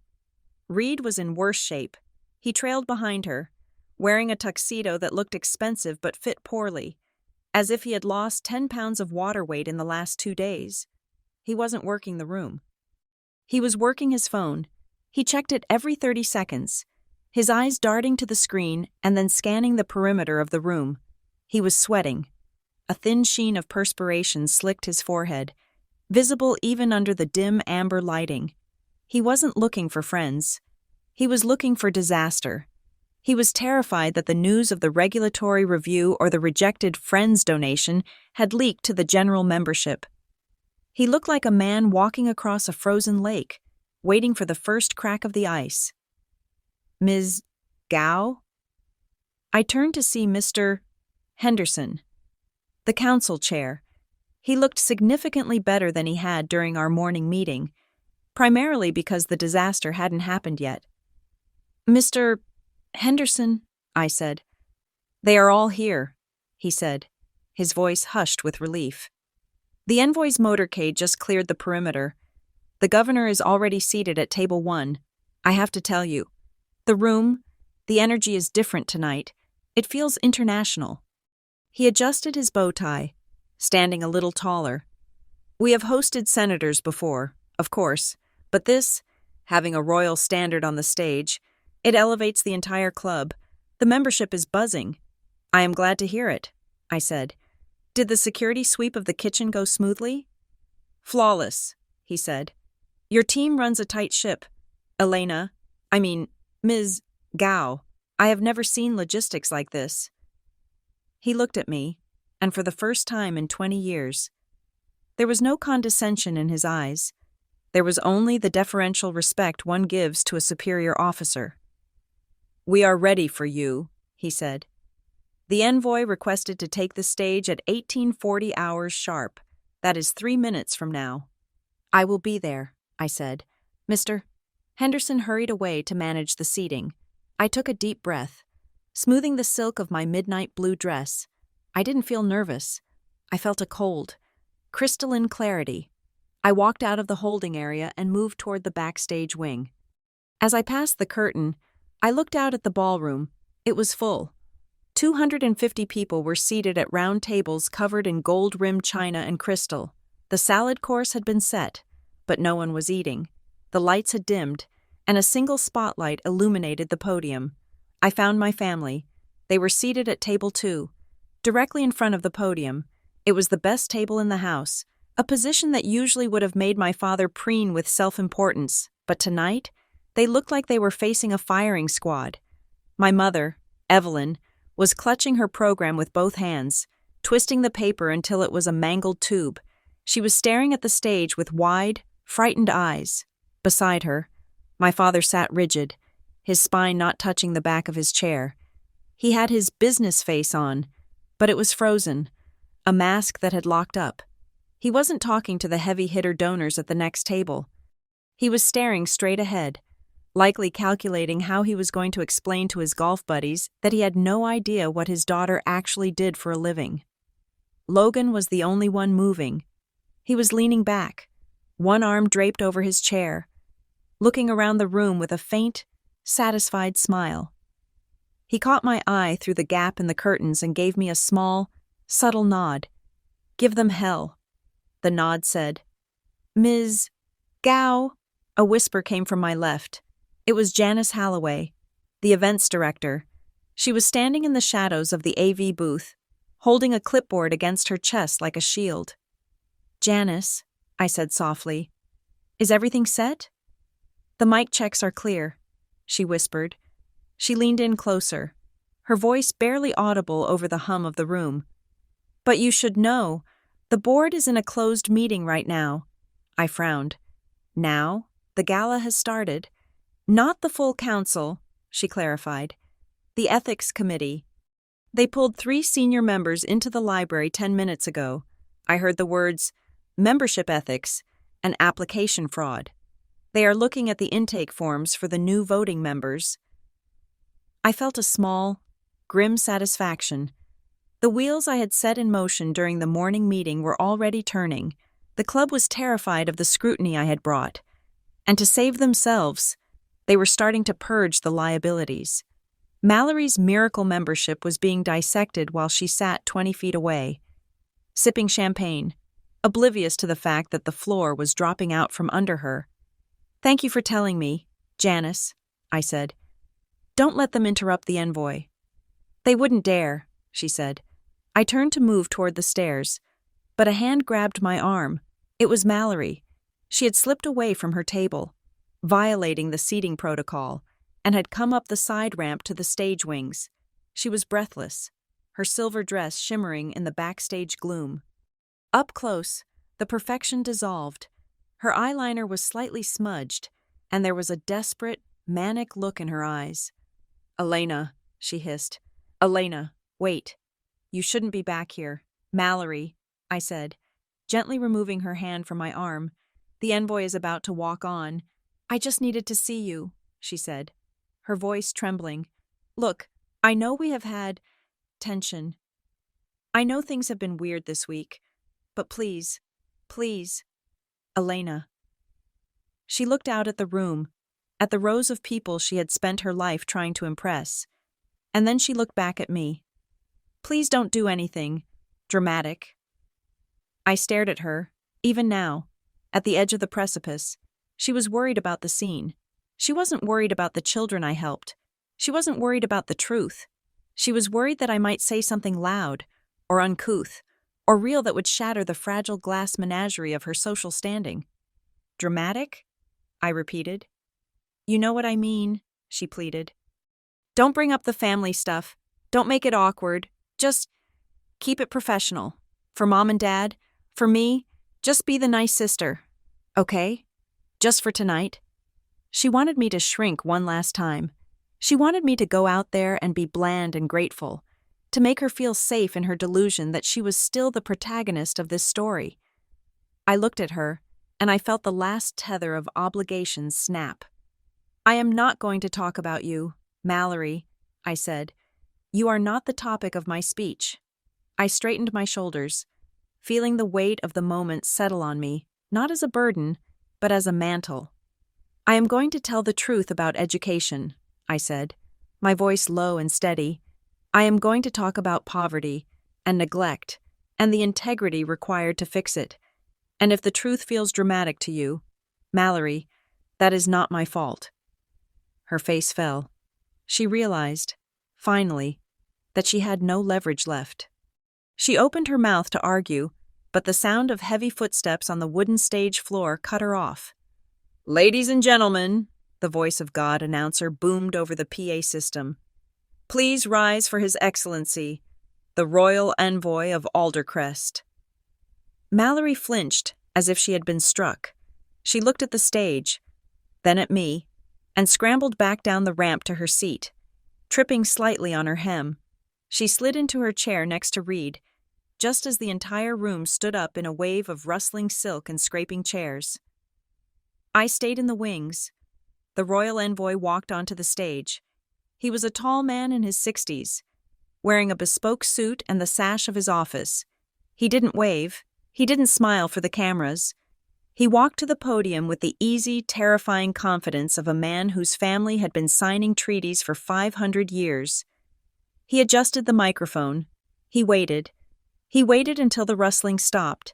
He waited until the coughing ceased. He waited until the silence in the room was absolute, a vacuum that sucked the oxygen out of the Marrowfield Country Club. "Distinguished guests," the envoy began, his British accent crisp and cutting through the acoustics of the hall.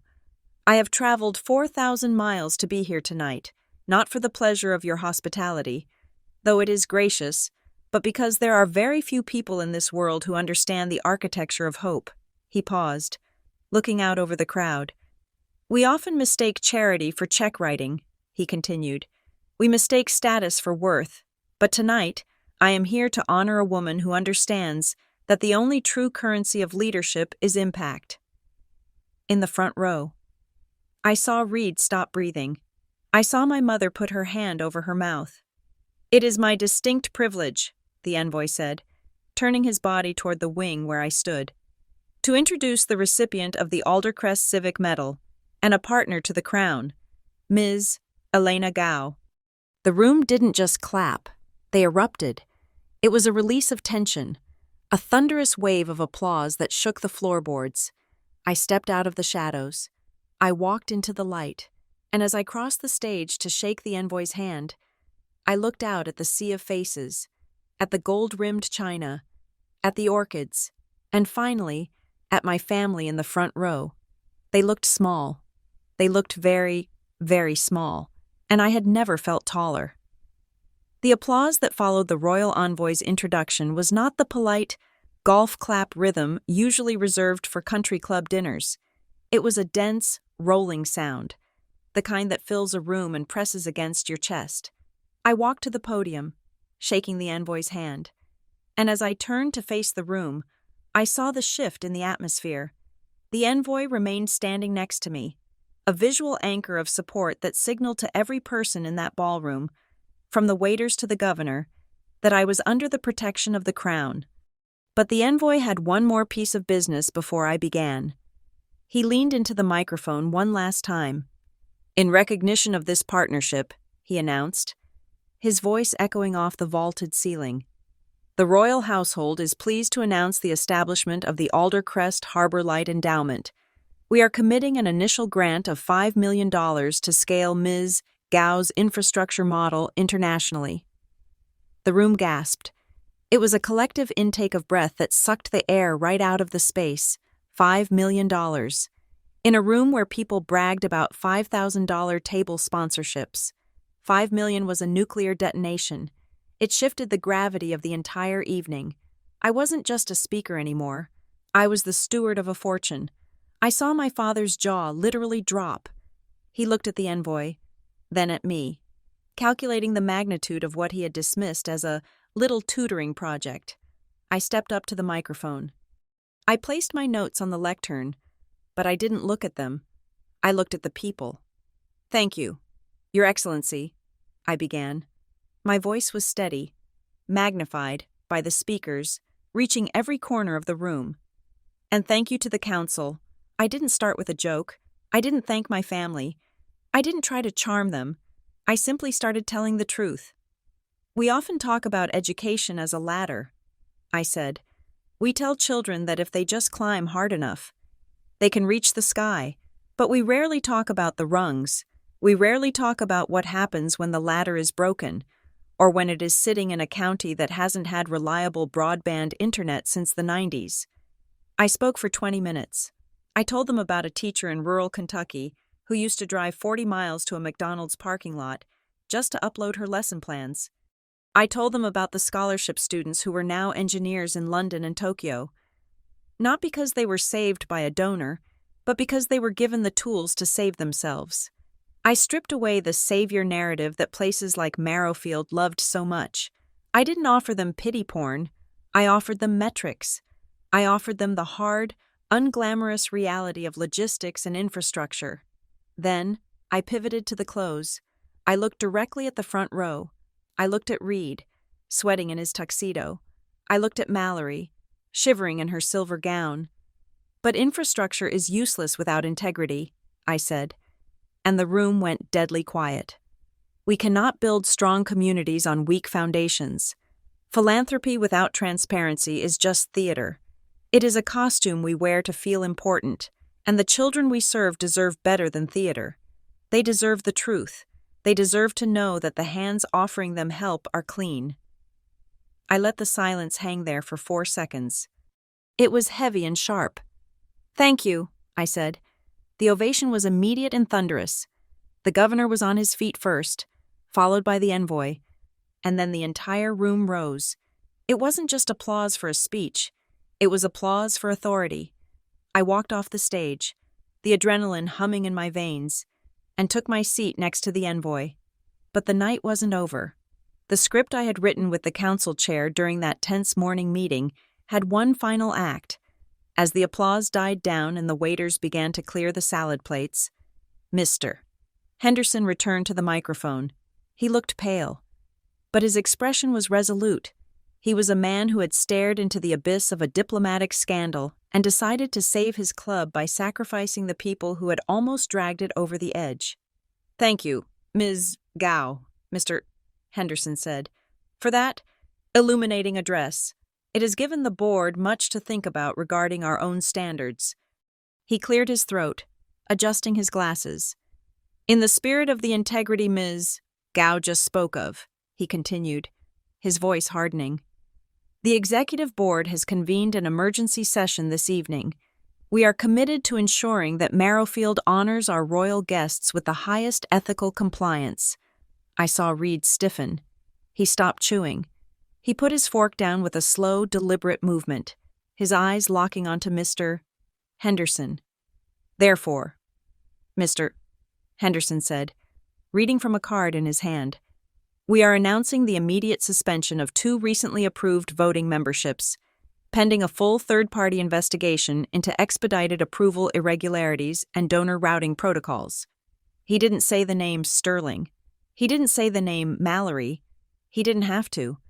The murmur that rippled through the room was like the sound of a hive being kicked.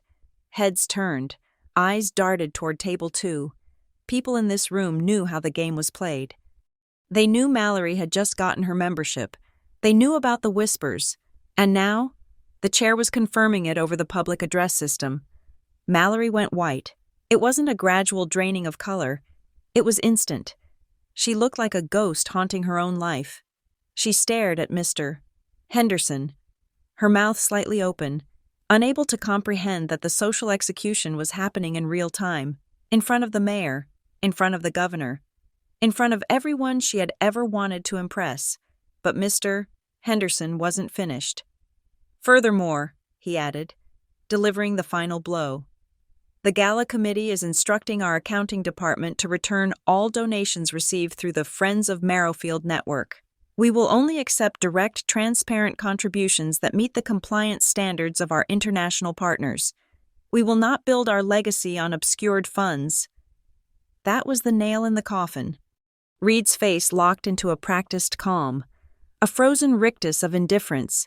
But it didn't fool anyone. The man next to him shifted his chair a few inches away, creating a physical gap.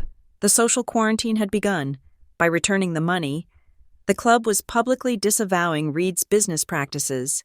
They were saying, loud and clear, "We know this money is dirty, and we won't touch it." Mallory looked at me, across the distance between the head table and the front row. Our eyes locked. For a week, she had thought I was attacking her. She had thought I was trying to embarrass her out of spite. But in that moment, looking at the wreckage of her evening, she finally realized the truth. I hadn't done this to her.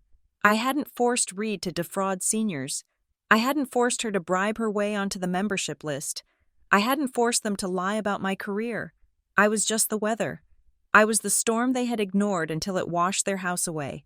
This wasn't revenge. This was consequences arriving like a tide.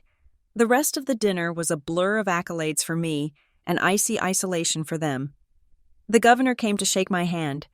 The envoy toasted my health, and all the while, Table 2 sat in a bubble of silence, eating their filet mignon in the ruins of their reputation. When the gala finally ended, and the guests began to filter out toward the valet stand, I didn't go to the after-party. I needed air. I walked down the long hallway toward the private exit, the heavy metal in its velvet box tucked under my arm. The corridor was quiet, lined with portraits of past club presidents, men who looked very much like my father. I found Mallory sitting on a bench near the coat check. She was alone. Reed was likely outside, screaming at a lawyer on his phone, trying to salvage what was left of his firm before the SEC indictment hit the news on Monday. Mallory wasn't crying. She was just staring at the floor. She had taken off the diamond pins, and her hair was loose, falling around her face. She looked younger. She looked like the little sister I used to share a room with. Before the money and the marriage and the desperate need to be someone else took her over, I stopped. I didn't say anything. I just stood there, letting her feel my presence. She looked up. Her eyes were red-rimmed and exhausted. "You won," she said. Her voice was flat, devoid of the sharp edge it usually carried. "It wasn't a game, Mal," I said gently. "There is no winning. There is just the work." "They suspended me," she whispered. "Henderson told me on the way out. They are reviewing the application. They are going to find out Reed paid the expedited fee through the company account. They are going to kick us out." "Elena, it is over." "I know," I said. She let out a shaky breath, picking at a loose thread on her silver dress. I just wanted to be the one who made it. You know, you were always the smart one. You were the one who got out. I stayed here. I married the guy Dad liked. I joined the club Mom wanted. I did everything right."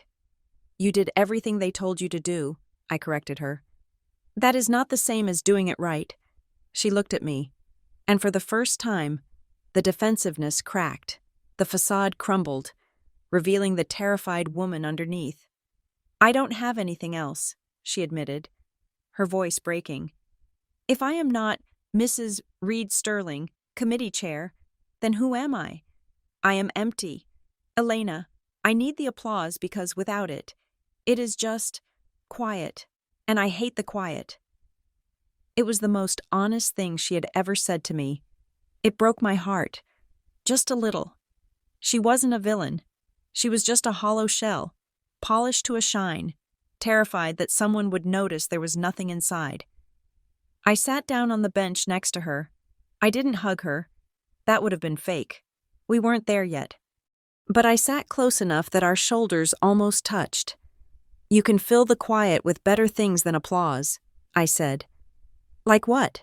she asked, wiping her nose with the back of her hand. "Like broadband access and grant proposals?" I smiled. "No, like the truth. Like a relationship with your sister that isn't based on who has the better table." I turned to face her. "I am not going to help you get back into the club, Mallory, and I am not going to help Reed hide his money. That part of your life is burning down, and you have to let it burn." She nodded, tears finally spilling over.